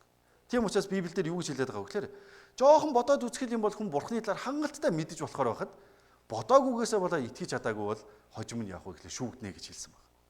Тийм учраас бид нар нэг жоохон бодоод үзэх юм бол бурхан байна гэдгийг хангалттай мэдэж болохоор байна. Тийм учраас энэ удаагийн семинараар бүгдээрээ нэг жоохон бодоод үзцгээе. Яг нэрээ бурхан байгаа юм бах та. Үнэхээр яг жинхэнэ яг бурхан гэдэг зүйл яг байгаа юм болов? Энийний талаар нэг бодож үзье. Тэгэхдээ бурхан гэж ярихлаар хүмүүс их жоохон холь цолиод идэг. Янз бүрийн зүйлтэй. Одоо бид нар чинь бурхан гэхлээр хамгийн түрүүнд санаанд буудаг зүйл юу байгаа вэ? Одоо нөгөө жандраа хэсэг тий. Эсвэл нөгөө айлын хойморт байж байдаг, янз бүрийн зурмал хөрөг, баримлууд байж байдаг. Тийм зүйл хамгийн түрүүнд бидний толгойд орж ирэх магадлал их өндөр л дөө. Тэгвэл бүгдээрээ энийг нэг бодож үзье.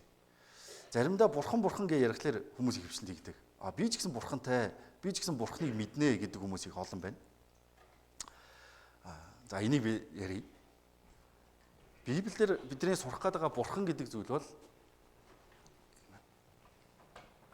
ямар бурханыг яриад байгаа вэ гэхээр туйлын бүр абсолютны бүх зүйлийг бүтээсэн цор ганц яг бүтээсэн бурханы талаар сурах гэдэг. Тэрнээс биш зүгээр ямар нэгэн хүн өөрөө их ухаантай цэцэн мэрэгэн болчоод бусад хүмүүстэй заадаг шиг тийм сургаал номлол биднэрт заах. Эсвэл биднийг сайн зөв зам руу чиглүүлж өгөх ямар нэгэн мэрэгэн цэцэн хүнийг бид нар сурах гэдэг юм биш. Тийм үү? Ямар нэгэн хүмүүсийн онол сургаал, философи ухагтхууныг бид нар хайгаад байгаа юм биш. Яг жинхнээсээ бурхан гэдэг яг оршигч байгаа юу? Зарим хүмүүс тэгж ярьдаг хүмүүс байдаг шүү дээ. Хүн өөрөө бурхан гэж ярьдаг хүмүүс ч байна. Ээж бол бурхан гэж ярьдаг ч хүмүүс байна, тийм.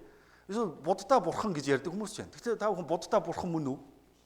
Биш шүү дээ. Буддаа ч хүн шүү дээ, тийм. Одоогоос нэг манай нэг 500 оны үед амьдарч байсан ханху байсан хүн. Аав ээж нь хүүхдтэй зовлон үзүүлээгүй, үхэж байгаа хүн үзүүлээгүй, өвдөж байгаа хүн үзүүлээгүй хааны ордонд үнэхээр хангалуун сайхан амьдруулж явж байгаад нөгөө Сидхатраа 90 цент хүрээд 14 настай байдаг үү? Ордноосоо нууцаар гарч явдаг. Тэгж гарч яваа жинхэнэ хүмүүсийн амьдралыг хардаг. Үхэж байгаа хүн, зовж байгаа хүн, тарчилж байгаа хүн, өрөнд орсон хүн, шаналж байгаа хүн, уйлж байгаа хүн. Тийм зүйлсүүдийг хамгийн анх харчаад юу гэж бодсон гэхээр хүн ер нь яагаад зовдсон болоо гэдэг талаар бясалгаж эхэлсэн. Одоо бодож эхэлсэн байгаа юм л да. Тэгчээд олсон зүйл нь юу гэхлээр хутагтын 4 үнэн гэж монголоор ярьдаг боловч одоо Буддагийн сургасан 4 зүйл байгаа. Эхнийх нь юу гэхлээр хүн зовх нь үнэн. Зовлонгийн шалтгаан нь үнэн. Тэр зовлон гитлэх нь үнэн. Зовлон гитлэх арга нь үнэн. Нэгсэндээ хүн өөрийн хийсэн үүлийн үрээсээ буюу буруу үйлдэлээсээ болоод хүний амьдрал зовлон тулгард юм аа. Угаасаа ойлгомжтой шүү дээ. Арх угаал байвал хүний бие муудах нь зөв үү? Зөв шүү дээ, тий. Буруу зүйл хийгээл яваад байвал хор урсгах нь ирэх нь зөв үү? Угаасаа зөв. Тийм учраас хүн аль болох баг буруу зүйл хийж амьдрах нь илүү сайн юм аа. Тийм учраас 8 зөвийн мөрийг хөөхстэй, зөв бодолтой, зөв үйлдэлтэй, зөв сэтгэлтэй, зөв сэтгүүтэй гэд 8 зүйлийг сургасан. Ийм л зүйлийг сургасан хүн бол будтай байна. Тийм учраас бид нар ямар нэгэн өөрсдөө адилхан тийм хүний талаар сурах гэдэг юм биш. Яг жинхнээсээ бурхан гэдэг зүйл байгаа юу? Тэнгэрт байгаа, бүх зүйлийг мэддэг, бүхнийг бүтээж чаддаг, бүхнийг яг уу бас устгах чаддаг. Жинхэнэ бурхан байгаа юу үгүй юу гэдгийг л хамтдаа судлаад явж байгаа. За тэгвэл тийм бурхан яг байна уу үгүй юу гэдгийг бид нар жоохон бодоод үзэх юм бол мэдэж чадна гэдгийг Библиэлд маш их тодорхой хэлээд байна. Тийм учраас өнөөдөр бүгдээрээ энэ талаар нэг жоохон бодож үзье. За эхлээд би та бүхэнд нэг хэдэн зураг харуулъя. Энэ зургийг та бүхэн хэлээрэй. За энэ зураг байна. Энэ зураг байгалийн тогтцол уу эсвэл хүмүүсийн өрж тавьсан чулуу болов энэ чулуунууд. За аль нь бол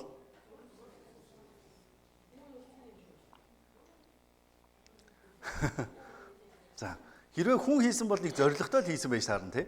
Тэгэл харах юм бол энэ байгалийн тогтцол биш байна. Яг тэгэхээр хэрвээ энэ чулуу усанд маш удаан байсан бол аль хэдийнэ яатсан байх ёстой. Илэгдээд мүлгэр чулуунууд болоод дээрэс нь нэг төвшөнд байх боломжгүй. Тийм учраас энэ дээд яг хавтгаагийн дээш харуулаад нэг төвшөнд дээрэс нь нэг шулуунд ингэж тавьсан нь хүн энэ голыг гатлах зорилготойгоор тавьсан байна гэдгийг бид нар хараад мэдэж чадна. За жишээ нь энэ чулуунууд Stonehenge гэж чулуунууд тий. Байгалийн тогтцоо эсвэл хүмүүсийн өрж тавьсан чулуу болов. Хүмүүсийн өрж тавьсан чулуу байна тий. Том тойрог, дахиад нэг жижиг тойрог. Тэгээд хоёр том чулуун дээр нэг нэмгэн хавтгай чулуу давхарлаж тавьсан байна тий. Тийм учраас хүмүүс энийг хийсэн гэдгийг мэдэж болж байна. За энэ байгалийн тогтцоо эсвэл хүний бүтээл үү? Хүний л бүтээл тий. Өвснүүд ингэ заа хэлбэртэй ургана гэж байхгүй шүү дээ. Тийм учраас энэ бол хүний бүтээл. Тийм учраас бид нар ямар нэгэн зүйлийг харчаад энэ зүйл санамсаргүй аяндаа бий болчихвоо эсвэл хин нэгэн зориуд хийгээ тавьчихвоо гэдгийг ялгаж чадна. Одоо чинь энэ усыг энэ дээр тавьсан байнгут хүүе энэ ус чи аяндаа энэ дээр гараад ирсэн байж тээ гэж бодох хүн байгаа юу? Байхгүй тий.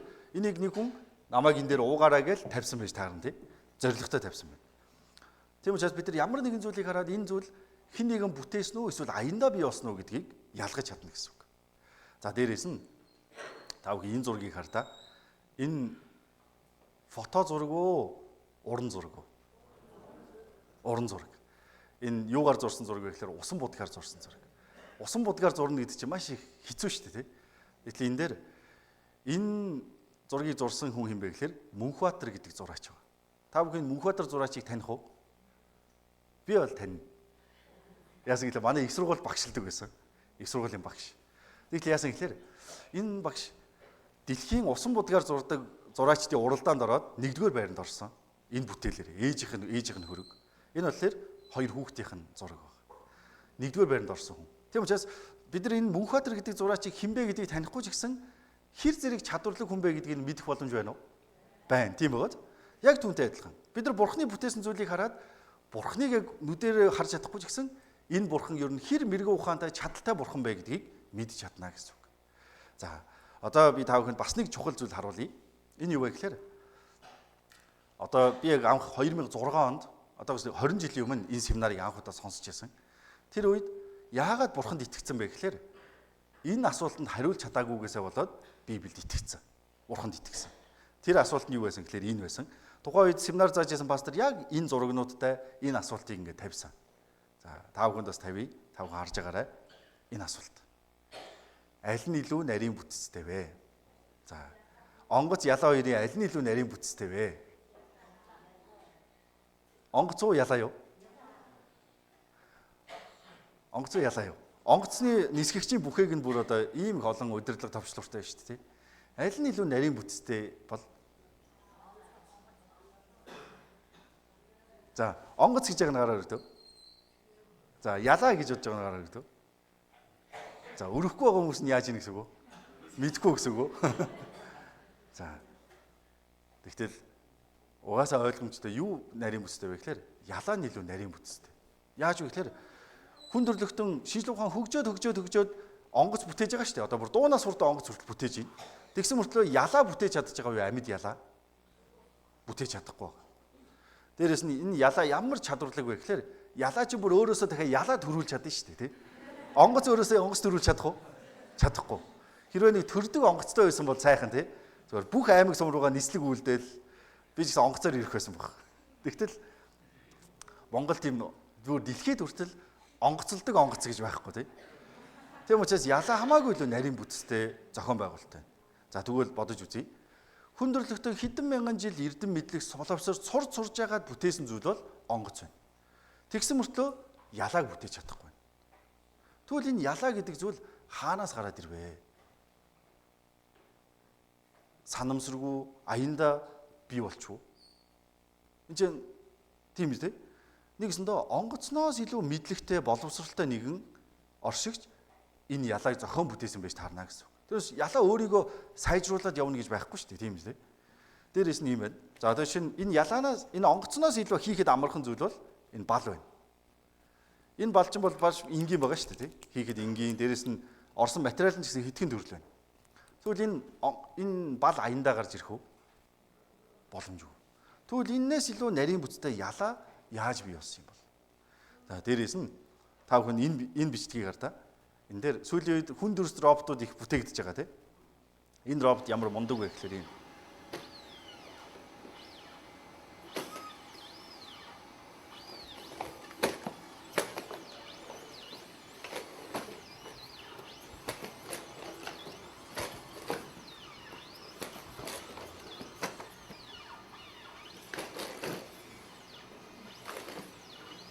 За мундаг байгаад уран гимнастик хийж байгаа үстэй. Тэгсэн мэт тэнцвэрээ маш сайн болж байгаа. Та бүхэн энэ роботыг гайхаж байна уу? Ер нь бол гайхгүй байна тий. Би бол энэ роботыг хараад аймаг гайхаж байгаа. Яагаад вэ гэхээр юу вэ? Энэ семинар бичигдэж байгаа илүү. За одоо өөрийнхөө оногоог ярихаас. Юу гэхээр би 10 жил тахта тулааны урлагаар хичээлж байсан. Тэгж ягаад дасгалаа хийгээл уулын техникүүдээ зөндөө сайн сурсан ирнэ. Бүсний шалгалтанд ороод нэг юмн дээр ерөөсө тэнцээгүй. Юу вэ гэхээр 3 цигийн зогсолтон дээр. Нөгөө хоёр гараа тулаад толгой дээр зогсоод хөлөө ихцээш өргөдөн штэ. Тэн дээр ерөөсө тэнцвэрээ олж чадахгүйсээр байгаад хасагдаад тэгээ бүр шантраа зүгээр хайсан. Тийм учраас энэ бол надад үнэхээр гайхалтай санагдаж байгаа энэ робот. Тэнцвэрээ маш сайн олж байгаа. Тэгтэл та бүхэн энэ тамирчин карта энэ тамирчин. Gymnast from Russia, the 21-year-old, second oldest in the final. Fourth best in qualification. He's going to have to up the difficulty. They're all doing it. Here he goes. Super final this. За мундаг байна уу? Мундаг байгаад. За тэгвэл хүн төрлөختөн одоо сүүлийн технологи үнэхээр хөгжиж байгаа. Энэ тамирчин шиг хурдан эргэлддэг робот бүтээх боломжтой болов. Та бүхэн юу гэж бодож байна? Одоо миний яг үндсэн мэргэжил юу вэ гэхээр би яг мэдээллийн системийн инженер мэргэжилтэй. Ер нь компьютерийн шинжилгээ ухааны хүн гэсэн үг.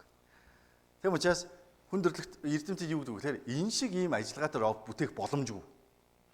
Одоогийн технологиор бол ерөөсө боломжгүй. Яагаад вэ гэхээр ямар үед боломжтой болох вэ гэхээр энэ роботыг угсарж байгаа бүх эрэг шураг боолт нь хүртэл тархитайгаа холбогдоод оюун ухаантай болж ижил ингэж хөдлөх боломжтой. Тэр байтугай бүр ийм хурдтай хөдөлдөг, хүний хуруу шиг хөдөлдөг, төгөлдөр урчийн хуруу шиг хөдөлдөг робот ч гэсэн одоохондоо бүтээгдээгүй. Яагаад вэ? Энэ дээр орж байгаа эрэг шураг нь хүртэл ухаалаг болж ижил энэ боломжтой. Тийм учраас бид нар өөрийнхөө биеийг харсан ч гэсэн үнэхээр гайхалтай уран нарийн зохион бүтээгч энийг зохиосон байхаас ч өөр аргагүй гэдгийг мэдэж болно гэсэн үг. Тийм учраас бид нар өөрийнхөө биеийг хараад жоохон судлаад үзсэн ч бурхан байна гэдгийг мэдхээс өөр аргагүй. Тийм учраас хүн ямарваа нэгэн зүйлийг хараад тэрийг гүнзгий судлаад бодоод үзэх юм бол үнэхээр бүтээсэн бурхан байхаас ч өөр аргагүй байна гэдгийг мэдэх боломжтой гэсэн үг. Тийм учраас та бүхэн заавал эргэцүүлээд бодоод үзээсэй гэж хүсэж байна. За тэгээд дээрэс нь энэ ишлэлийг хамтдаа нэг харъя. Еврей 3-ын 4-р ишлэл. За энэ ишлэлийг хамтдаа уншийе. Альва барилга хэн нэгнээр баригддаг. Харин бүх юмсыг барьсан нь бурхан мөн. За альва барилга хэн нэгнээр баригддаг. За энэ бол угаасаа үнэн. Энэ дэлхийд байгаа бүх юмыг, бүх барилгыг л барилгачид барьсан байгаа тийм. Харин бүх юмсыг барьсан Бурхан мөн. Одоо дэлхийн нийт барилгачдын ураа байдгийг та бүхэн мэдэх үү? Тийм үү. Дэлхийн нийт барилгачдын ураа юм байдаг.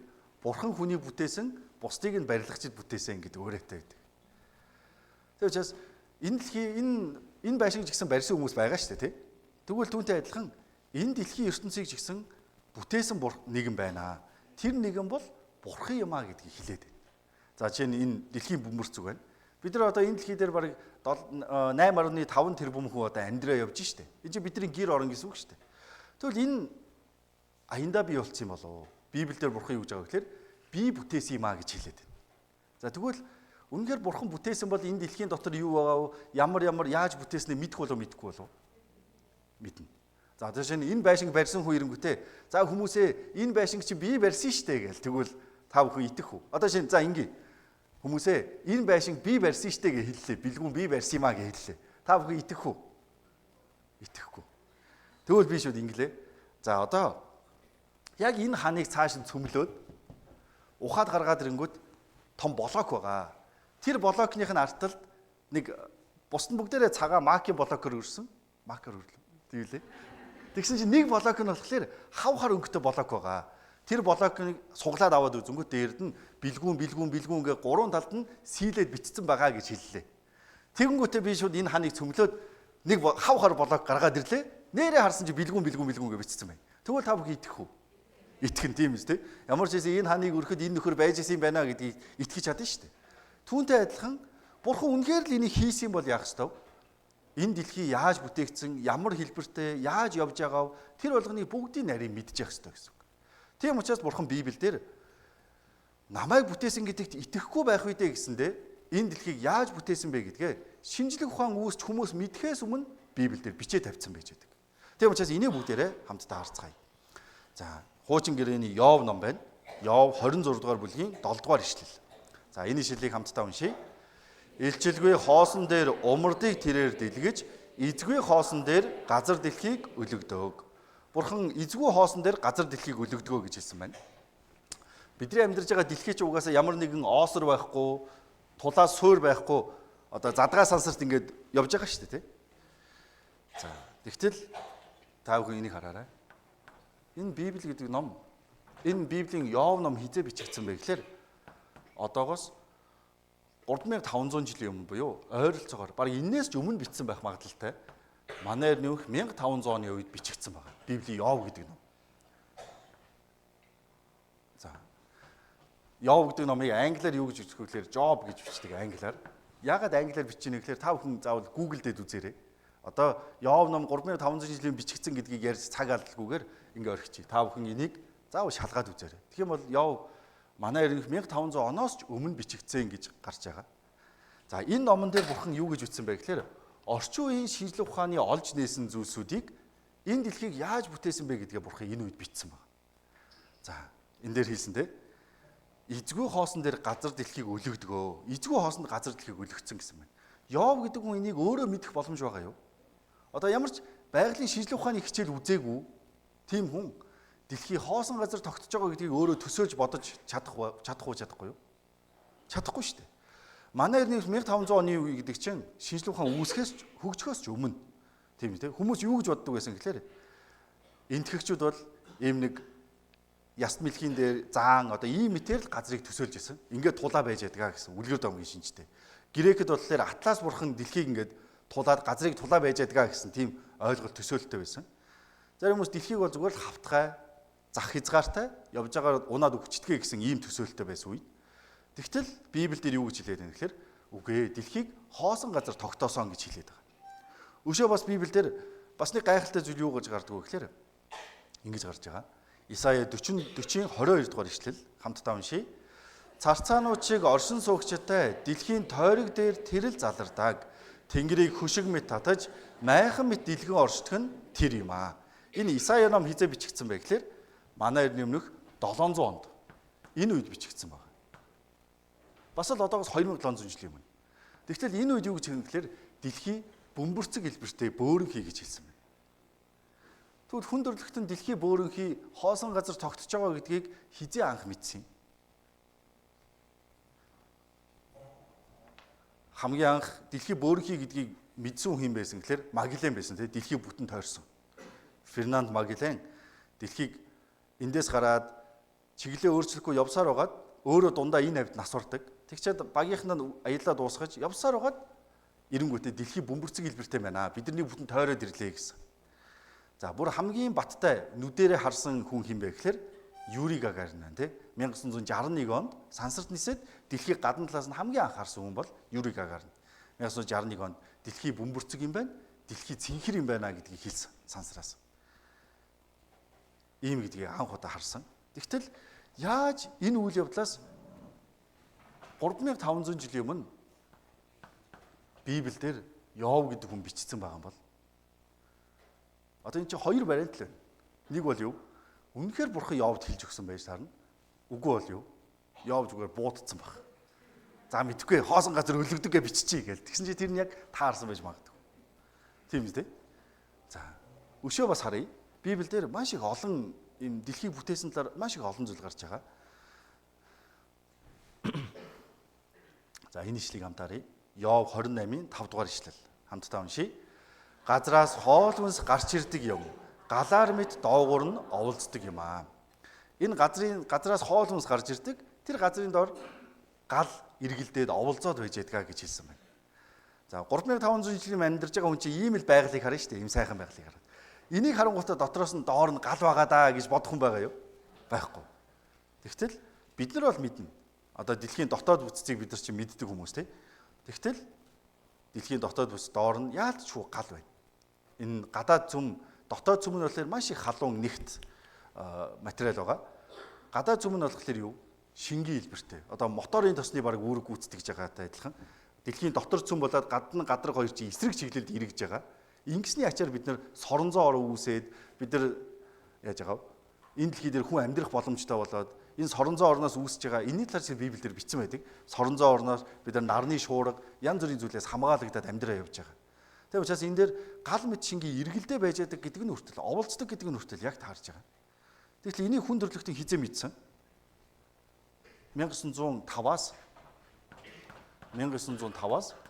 1935 оны хооронд хүмүүс дэлхийн дотоод бүтцүүдийг олж нээсэн. Тэгвэл яаж 3500 жилийн өмнө Йов энийг мэдсэн юм бол? Дахиад буудсан болов? Арай мэрэгэн буудаж юм байна гэх юм бол. Тийм учраас гарцаагүй бурхан байна гэсэн үг. Тийм учраас л Библиэлд эдгээр үгсүүд бичигдэх боломжтой. За дахиад бас харъя.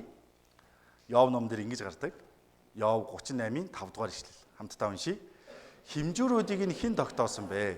Чи мэддгээс хойш хэн дээр нь шугам татсан бэ? Энийг бид нар юу гэж бодох вэ гэхээр энэ дэлхийн бүхий л зүйл маш нарийн одоо тогтмол зүү тогтолтой, тогтмол утгатай байна гэсэн үг. Одоо энэ сууж байгаа манай сурагч нар физикийн хичээл үзэж байгаа шүү дээ. Физиктэр тогтмол утгуудыг бид нар сурдаг тий. Маш их олон тогтмолууд байдаг шүү дээ. Одоо жишээ нь гэрлийн хурдч байт юм уу? Вакуум орчин дэх гэрлийн хурд чи яг л тогтмол хурдаар явж байгаа. Энэ юусоо өөрчлөгдөхгүй. Хэрвээ энэ хурд өөрчлөгдөх юм бол яах вэ? Бид нар амьдрахад хэцүү болно тий, боломжгүй болно. Жишээлбэл агаарт чи одоо бидний амьсгалж байгаа энэ агаар мандал чин хүчил дөрөгч азотын харьцаа байгаа. Азот 78%, хүчил дөрөгч 21% эзэлж байгаа. Энэ харьцаа өөрчлөгдчих юм бол яах вэ? Бид нар бас амьдрах боломжгүй болно. Энэ мэтчлэн дэлхий дээр яасан ч өөрчилж болохгүй тийм тогтмол утгууд байгаа. Тэрийг хэн тогтоосон юм бэ гэж хэлж байна. Дээрээс нь за энийг нэг бодож үзье. Манай дэлхий гэдэг гариг Нарны аймгийн 3 дахь гариг. Нарнаас 150 сая км зайтай байгаа. Тэгвэл дэлхий одоогийнхоос жоохон холдчих юм бол яах вэ? Бид нар чинь тэр чигээр хөлдөөд өгч шүү дээ. Хэрвээ нар руу жоохон ойртох юм бол юу болох вэ? Тэр чигээр шатаад өгч. Тийм учраас дэлхий яг одоогийн байрлалдаа энэ 150 сая км гэдэг энэ зайг барьж байж ижил бид нар амьдрах боломжтой болж байгаа. Тэгвэл дэлхий яаж явж байгаад энэ байрлалд ирээ тогтцсон юм болоо? Санамсаргүйгээр ирээ тогтчихвоо. Библиэр болохоор бурхан бүр 3500 жилийн өмнө би яг тогтсон байрлал нь авчир тавьсан гэж хэлсэн байгаа. Бидний дэлхий дээр маш их олон тогтмол утгууд байгаа. За жишээлбэл энэ бидний дэлхий тэнхилгээрээ 1660 км/цагийн хурдтай эргэж байгаа. Та бүхэн төсөөлж өгнө 1660 км/цагийн хурд гэдэг чинь ямар хурд вэ? Одоо бид нар чинь 160 км/цаг явж байгаа машин суухлаараа сандардаг шүү дээ, тий. Та бүхэн сууж үзчихсэн үү? Одоо увс руу явж явах зам бол их шулуухан сайхан зам. Сүүлд шинээр тавигдсан их гоё замтай. Тийм учраас нэг мэдхэд л бараг 140 50 хүрээ явж идэг. Гэтэ 160 хүрэх юм бол өөрөө ирэхгүй аа. Хажуу талаас бүр тас зураал явна. 200 км/цаг бол яах вэ? Бүр хэцүү дээ шүү дээ. Тэгтэл бидний дэлхий өөрөө 1660 км/цагийн урттай эргэлдээд байж байгаа. Та бүхэн нөгөө хүүхдийн иргэдэг тоглоом байдаг шүү дээ. Энэ дээр ирэхлээр яадаг вэ? Манай настай хүмүүс толгой эргэлээ гэж дэгдэг шүү дээ. Улаанбаатар галзуу уулган дээр суувал төрөө 100 манай увсаас залуучуудын цугларалтанд оролцоод манайха бүгдээр энэ галзуу уулган дээр нэг ч удаа болж сууж үзцгээе гэж ямарсан суухаар болсон. Тэгээс манай сүмийн хамгийн нэг бүх залуу байдаг. Бүх барилддаг их том залуу, битээ залуу. Анх удаага тэр залуугийн бүр инээдтэй царайг нь харсан. Бууж ирээд бүр ингээд сүнсэн зайлцсан юм шиг болоод бүгдээрээ шоолоо зургийн дараалал нэгдсэн. 100 км/цагийн урттай явж байгаа тийм тоглоом дээр суухад хүртэл яаж юм. Хүн баш хийвгүй болдог шүү дээ. Тэгтэл манай дэлхий 1660 км хурдтай эргээд байж хахад бид нар юу ч болоогүй юм шиг дээр нь амьдраа явж шүү дээ. Яаж ингэж амьдрч чадчих байгаа юм бол? Мэдээж хин жилийн шалтгаан байгаа. Тэрний хамгийн чухал нь юу вэ гэхээр энэ дэлхий эргэж байгаа хурд ерөөсөө өөрчлөгддөг учраас. Яг нэг хурдаараа эргэж байгаа учраас бид нар юу ч мэдрэхгүй яадаг амьдраа явж болж байдаг. Хэрвээ дэлхий нэг хурдан эргээл нэг удаашраад ингэдэг байсан бол яах вэ? Бид нар бүгдээрээ дотор муухаараад цус харваад өгчих байсан баг. Ямар хүний машин цуглаар дотор муухаардаг вэ? Ямар жолооч юм шин. Нэг хаазлаад, нэг торомслаад, нэг хаазлаад, нэг торомслаад гэх юм бол яадаг вэ? Дотор муухаардаг шүү дээ. Яг жигд хурдаар явдаг хүний машинд бол юу ч мэдрэхгүй явдаг. Яг л тэгтэл манай дэлхий яг нэг хурдаараа тэнглэгээрээ ч эргээд нарыг ч гэсэн тойроод яаж байгаа вэ? Нэг хурдаараа л эргээ явж байна. Энийг тэгвэл хэн тогтоосон юм бэ? Дээрээс нь дэлхий яг дэлхийн бөмбөрцөг маань ихт тогтсон байгаа биш. 23.5 градус хазгаа байгаа шүү дээ. Энийг ч гэсэн хэн тохируулсан юм бол? Энийний ачаар юу болж байгаа вэ гэхээр жилийн 4 үлрэл бий болж байгаа. Хэрвээ дэлхий яг ихт тэгшхэн байсан бол дэлхий экваторын бүсээс 2 тийшээгээ маш халуун хүн амьдрах боломжгүй. Тэгвэл та 2 зүйл нь бүр хитрхи хүүтэн хинч амьдрах боломжгүй байна. Дэлхий хазгаа байж ижил жилийн 4 үлрэлд ээлжлэнгээ хүн амьдрах боломжтой болж байгаа. Энэ ч гэсэн тэгвэл санамсаргүй юу? Библиэлд Бурхан бүх зүйлийг нарийн тооцоолоод бүтээсэн гэж хэлсэн. Бас нэг гайхалтай зүйл нь юу вэ гэхээр энэ.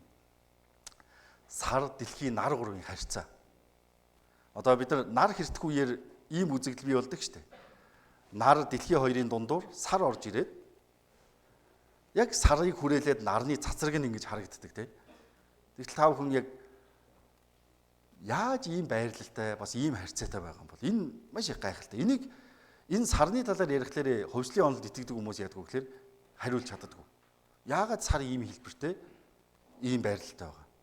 Яг сар тэр нар хэртэх үеэр сар нарыг яг бүтэн хаадаг. Дэлхийгээс сарыг харахад сар яг нарыг бүтэн хаагаад сарыг тойроод нарны туяа нь цацарч харагддаг ингэж. Энийг ч гэсэн яг тохируулсан нэг юм байна гэсэн үг. Санамсаргүй ийм байрлал тогтно энэ бол боломжгүй зүйл. Тийм учраас энэ мэтчлэн маш их олон зүйлүүд Библиэлд бичээстэй байна.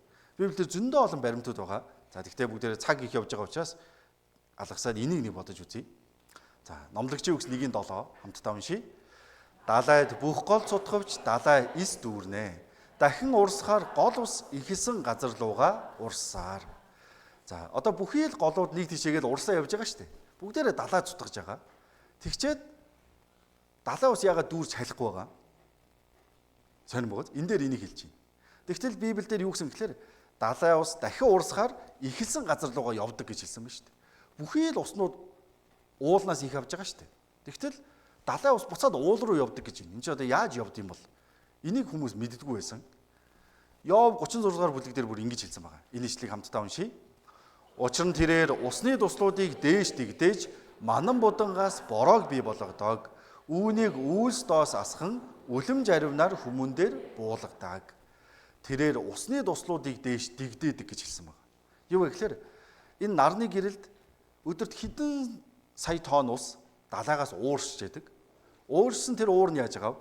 Дээшээ яваад агаар мандалд очиод тэнд конденсацлагдаад үүл болоод хуралдаж байгаа. Тэгтэл энэ уурсж байгаа энэ уур бидний нүдэнд харагддаг билүү? Харагдахгүй шүү дээ. Тэгтэл Йов юу гэж хэлээд байна гэхээр далайн тэрээр усны туслуудыг дээш нь бүр дэгдээдэг гэж хэлсэн байгаа.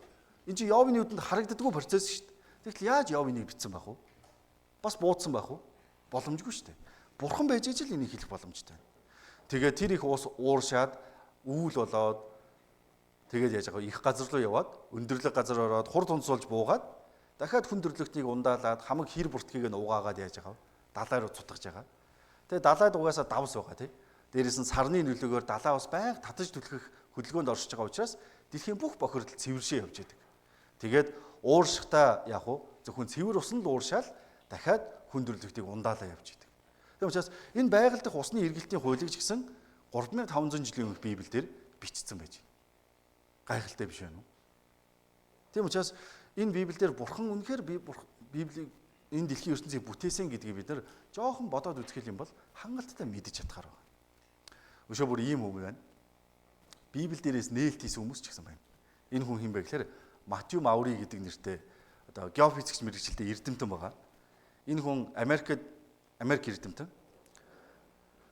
Хүндрэлтийн төвөнд бас их том гавьяа байгуулсан учраас Америкийн Виржиниа мужид энэ хүний хөшөөг босгож өгсөн. Энэ хүн ямар нээлт хийсэн бэ гэхээр далайн замыг олж нээсэн байна. Далайн зам. Энэ дээр хөшөөн дээр бичсэн байгаа. Pathfinder of the Seas. Далайн замыг олж нээсэн хүн. Тэгтэл яаж нээсэн бэ гэхээр энэ хүн Библиэд итгэдэг хүн. Нэг өдөр хөлөө гимтээчээд имлэг твцсэн.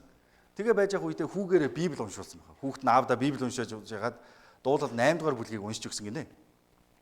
Тэгсэн чинь энэ ишлэгийг уншсан байна. Тэнгэрийн шувууд болон далайн загас усан замаар сэлгэж бүхий юм аа. Усан замаар сэлгэж бүхэн. Энэ ишлэгийг сонсонгуудаа энэ хүн гайхсан байна. Усан дотор зам байдаг гэж юу? Би чинь геофизикч үерний нэг ч удаа усан дотор зам байдаг гэж сонсож байгаагүй байна гэд имлэгээс гараад энэ усан замыг судалсан байна. Тэгтэл далай дотор зам байгаа юу? Байдаг. Одоо энд сурагч нар их олон байна тий. Та бүхэн Немогийн ирэлтгээ хүүхэлтэйг үзчихсэн мэт тий. Немогийн аав нь Сидней рүү хурдан явахдаа яадаг вэ? Яс мэлхийний нуруунд дээр сууж байгаад хурдан урсгал руу ороод суудаг шүү дээ. Тэрэн шиг далай дотор тийм хурдан урсгалууд олон байдгаа гэсэн үг. Тэрийг анх олж нээгээд энэ далайн урсгалын газрын зургийг зурсан хүн байна. Энэ зургийг байхгүй үед ямар байсан гэхээр далайд маш их олон усан онгоц осолдоод дээрэс нь далайчид амиа алддаг байсан. Тэгэхээр энэ зургийг олж зурсны дараагаар яасан гэхээр дэлхийн хамгийн хямдхан аюулгүй тээврийн хэрэгсэл бол усан онгоц болоо хувирсан. Одоо дэлхийн хамгийн хямдхан тээвэр чи юу? Усан тээвэр тий. Бид нар чинь нөгөө далайд гарцгүй учраас манад бараа бүтээгдэхүүн үнэтэй байгаад бас гадаад руу бараагаа экспортлоход маш хүндрэлтэй байдаг тий. Тэгтэл яагаад вэ гэхээр одоо чинь эндээс нэг бараа зөөх боллоо гэхэд энэ урсгал дээр усан онгоцоо тавьчихад маш бага шатхуун хэрэглээд яах нь аянда хурдан ийшээ урсаа явчих юм. Буцаагаад юм тээвэрлэхдээ энэ талд нь гаргаад тавьчихгууд яах нь маш хурдан бага түлс зарцуулаад явчих чинь. Тийм учраас энэ зургийг зурсны ачаар зурсан гэдэг энэ үнд хөшөө барьж өгсөн. Тэгтэл та бүхэн хөшөөг нь хардаа. Гарт нь Матью Мауригийн газрын зураг нь байна. Доор нь юу байна? Holy Bible гэсэн байгаа. Библи байна. Өөр хөшөөнийхэн тайлбар дээр хүртэл гарч байгаа. Матью Фонте Маури яасан гэхээр his inspiration holy write. Ариун бичээсээ санаагаа олж авсан. Дуулал 8 дугаар бүлэг, 107 дугаар бүлэг, номдөгчийн үгс бүлгийн номын 1-р бүлгээс энэ олж мэдсэн гэж хэлсэн. Тийм учраас Библийг харж байгаа нээлт хийсэн эрдэмтэд хүртэл зөндөө олон байж байна. Тийм учраас бид нар жоохон бодоод үзэх юм бол үнэхээр бурхан байна гэдгийг хангалттай мэдэж болохоор байна. Өшөө бас за энийг түрүү ярьсан тийм.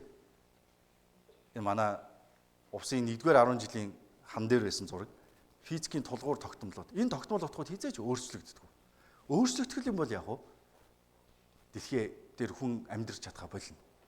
Тийм учраас сүүлийн үед за энэ залуу хүмүүс олон байгаа юм чинь энийг та бүхэн заавал судлаад үзээрэй. Энэ дэлхий дээр бараг 200 мянган төрлийн нөхцөл зэрэг бүрэлдэжээж хүн амьдрах боломжтой болно гинэ. Байна гин. За сүүлийн үед шинжлэх ухаанд ямар том ойлголт байгаа гэхээр fine tuning гэсэн ойлголт байна. Fine tuning. Одоо tuning гэдэг чинь бид нар нэг FM-ний долгионд харуулдаг шүү дээ, тий? Тэр тохиргоо юу гэж яхахлаар tuning гэж хэлж байгаа, эргүүлэхийг. Тийм учраас бидний дэлхий өөрөө маш нарийн тохиргоон дээр ингээд 200 мянган ширхэг тохируулгыг яг зөв утхан дээр нь тааруулсан тийм дэлхий, тийм том дэлхий дээр бид нар амьдарч байна гэсэн үг. Хэрвээ нэг хүн ирээд тэр тохируулгыг нэг л өөрчилчих юм бол яах нь вэ? Хүн амьдрч чадхаа болохоор тийм нарийн тохиргоотой дэлхий дээр бид нар амьдарч байна. Тэгвэл энэ санамсаргүй бий болсон байх боломжтой юу? За бүр дээрээс нь амь гэдэг зүйл Энэ ам гэдэг зүйл хаанаас бий болсон юм болоо? Бид нар хичээл дээр болохоор юу гэж сураад байдгүй? Амьгүй хоосон зүйлээс гівгүй нэг эст амьтууд үүссэн ингээл үздэг. Тэгтэл тэр ч гэсэн худлаа байсан. Тэрийг нотлохын тулд энэ Францын Луи Пастер гэдэг микробиологч хүн маш том судалгаа хийгээд туршилт хийсэн. Энэ Луи Пастер юу гэж хэлсэн бэ гэхээр ингэж хэлсэн байна. Би байгаль дэлхийг судлах тусам бүр ч илүү ихээр яг бүтээгчийн энэ бүтээлийг гайхширч алмаарч байна. Шинжлэх ухаан гэдэг бол хүнийг бурхантай ойртуулдаг зүйл юм а гэж хэлсэн. Тэгээ энэ хүн ямар туршилт хийсэн бэ гэхээр хонгийн хүзүүт шилний туршилт гэдэг туршилт хийсэн. За энэ хүн үхрийн махны шүл буцалгаад тэр шүлэн дотор нэм бактери байгаа юу байхгүй юу? Байгаа. Тэгэнгүүтээ энэ шилнийхаа хушууг нь хайлуулж агаад маш нарийн болгосон юм. Тэгээ энэ туршилтын нэр нь хонгийн хүзүүт шилний туршилт гэдэг. Тэгчээр яасан гэхээр энэ шилэн дотор байгаа шөлөө доороос нь буцлагсан. Тэгвэл дотор нь байгаа бүх амьд биесүүд бүгдээр устдчихж байгаа. Тэгээд ууршижсэн уур нь энд тогтоод усуулаад бүнжигнөд үлдчихдэг штеп. Тэгээд энэ цавыг нэгсэндээ вакуум болгочихж байгаа. Гаднаас нь юу ч орж ирэх боломжгүй болгочихж байна. Тэгээд Луи Пастер өөрийнхөө энэ шилэн савыг нартай газар, халуун газар байлгаж үзээ, хүүтэн газар байлгаж үзээ, наран тавьж үзээд, харанхуу тавьж үзээд маш их удаан хүлээсэн. Тэгчээд микроскопоор харангуй дотор нэг ширхэг амьд бие үүссэн байгаа үүсэг байгаа юу? Үүсээгүй байсан. Тэгээд энэ судалгааныхаа үр дүн юу гэж танилцуулсан бэ гэхээр амьд бие зөвхөн амьд биенээс л үүсдэг. Тийм учраас амьгүй зүйлээс амьд биет үүсэх боломжгүй гэдгийг нотлсон эрдэмтэн байгаа. Тэгчингүүтээ энэ шилнийхаа хүзүүг нь хаглаад хэсэг хугацаа өнгөрсөн чинь дотор нь маш их олон бактери үржиж байгаа. Яг л ороод ирчихэж байгаа учраас. Тэгээд Луи Пастер юу гэсэн гэхээр амьд биес бол зөвхөн юм дээ. Амьд биесээс л үүсдэг. Тэгвэл Библиэлд юу гэсэн гэхээр амийн ундраган бурханд байдгаа гэж хэлсэн байгаа. Хүн хизээч амийг бүтээж чадахгүй шүү дээ. Тийм үү? Одоо ч гэсэн Францад Луи Пастерийн музей байгаа. Тэр музей дотор нөгөө хийсэн туршилтын шилнүүд одоо хүртэл битүүмжилтэй хадгалагдаа байж байгаа. Очоод микроскопоор хүн ажиглаж болохоор байнга тавьсан байгаа.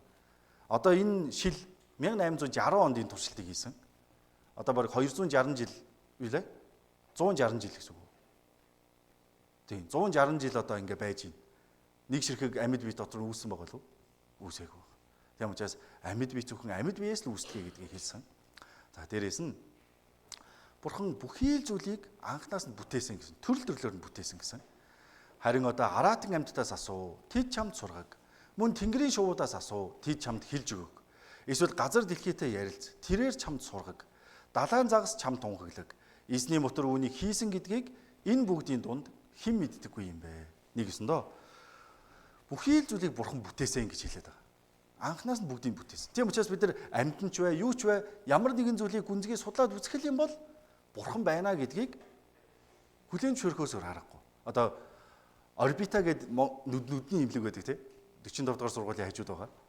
Тэр орбита гэдэг имлэгийн захирал нь байгуулсан санжаа гэдэг Монголын алдартай нүдний эмч байгаа. Тэр хүн бол бүх амьдралынхаа турш нүд судалсан эрдэмтэн. Одоо эмч хүн.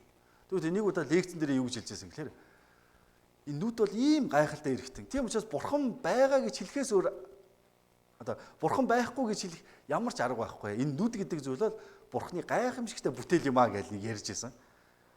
Нэгс нөх хүн ямар нэгэн зүйлийг гүнзгий судлаад үзэх юм бол үнэнхээр энийг бүтээсэн төгс оюун ухаантай бүтээгч байхаас ч өөр аргагүй байна гэдгийг мэдэж болохоор байна.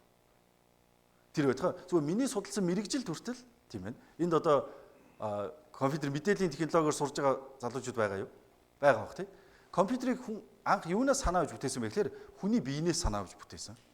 Хүний биеийн дотор явж байгаа процессор. Тийм учраас жоохон бодоод үзэх юм бол нэрээ гайхалтай бүтээгч байж ижил энэ болгон оршин тогтнохоос өөр аргагүй юм байна гэдгийг мэдэж болохоор. Бидний биеч тэр амьтан ургамалч тэр ажиглаад харах юм бол гайхалтайгаар бүтээгдсэн байхаас өөр аргагүй. Одоо чинь юм байна. Бидний биеинд ч гэсэн юу байдг вэ гэхээр харьцаа байдаг. Бидний энэ дэлхийд байгаа бүхий л зүйлийг томьёогоор бүтээсэн гэдгийг эрдэмтэд хэлдэг. За бүгдээрээ Пифагорын хэлсэн нэг үгнээс харъя. Энэ. За Пифагор юу гэж хэлсэн бэ гэхээр Бурхан сансар өгтргүйг тоогоор бүтээсэн гэж хэлсэн. Галилей юу гэж хэлсэн бэ гэхээр за байж байгаа. Галилей юу гэж хэлсэн гэхээр математик бол Бурхан энэ сансар өгтргүйг бүтээсэн хэлэн юм а гэсэн байна. Тийм учраас энэ дэлхийд байгаа бүх зүйл маш нарийн утгатай, дээрээс нь зүү тогтолтой маш нарийн байна. Одоо чинь та бүхэн бидний энэ гарын шууны яс яг өөрийнх нь тавхааны ястай адилхан урттай байдгийг мэдв үү? Та бүхэн тэгж үзчихсэн үү? Гэртээ очиод үзээрэй. Өөрийнхөө тавхаг шууныхаа ястай бариад үзэх юм бол урт нь яг адилхан байж байдаг. Бидний хүн болгоных яг ялгаагүй. Одоо чинь бид нар зураг төслийн хичээл дээр бас сурдаг тийм. Хүний нүрийг зурхтаа яадаг вэ гэхээр толгойнх нь хэлбэрийг яг голоор нь хуваангуут энэ дээр юу байрлах ёстой вэ гэхээр нүд нь байрладаг. Тэгээд хүний нүдний хэмжээ өөрийнхөө нүрийг яг нүрний 5/1-тэй тэнцүү байдаг. Тийм учраас хүний нүдийг яг 5 байрлуулангууд хүний энэ нүрний өргөний хэмжээ байгаа. Тэгээд яг голын хэсгийг хуваангууд энэ хамрын доотлын төгсгөл хэсэг байна. Тэгээд хүний гавлын ясыг энэ толгойг 8 дахин үржүүлсэнтэй тэнцдэг хүний өөрийнх нь өндөр. Тийм учраас бидний бие яаж юм? Маш нарийн харьцаатай бүтээгдсэн байна. Тийм учраас л одоо хүн болгон өөрийн гэсэн гоо үзэсгэлэнтэй харагдаа явж байгаа гэсэн үг. Зарим хүмүүс би их жартгар нүдээ бүлтгэр болгомоор гэдэгчлэр нэг л сонио харагдаад идэг шүү дээ, дас шихгүй. Тэр чинь яг л харьцаа нь алдагдчихж байгаа учраас тэгж байгаа. Тийм учраас бидний бүх юм хоорондоо Бурхан маш нарийн харьцаатайгаар бүтээсэн байна. Тийм учраас бид нар тийм зүйлсийг жоохон бодоод үзэх юм бол нэрэ Бурхан байгаа юм байна гэдгийг бид нар хангалттай мэдэж болохоор. Дуулал 104-р бүлэг дээрээс нэг ишлэл харуулъя. Хамтдаа уншийе. Тэрээр мал сүрэгт зориулан өвсийг, хүний хэрэгцээнд зориулан ургамал ногоог ургуулдаг нь газар шорооноос хүнсийг гаргуулахын тулд агаад хүний зүрхийг баясгах дарсыг, нүрийг өнгөлөх тосыг, хүний зүрхийг тэнхрүүлэх хоолыг гаргуулахын тулд билээ. Бурхан энэ бүхий л байгаль дэлхийн ертөнцийг хэний төлөө бүтээсэн бэ гэхээр хүний төлөө бүтээсэн гэж хэлсэн. Бурхан энэ дэлхий дээр хүнийг хамгийн онцгой оршигч гэж хэлсэн. Үйлс 14-ийн 17 дээр ингэсэн байгаа. Тэр та нарт сайныг үлдэн Тэнгэрээс хур бороо үр жимстэй улирлыг хайрлаж зүрхийг чинь хоол хүнс баяр баясгалаар цатхан өөрийгөө гэрчгүүгээр орхиогүй шүү дээ гэв. За өнөөдрийн семинарыг төгсгөлд нь энийг яриад үгээр зэгслээ дуусгая.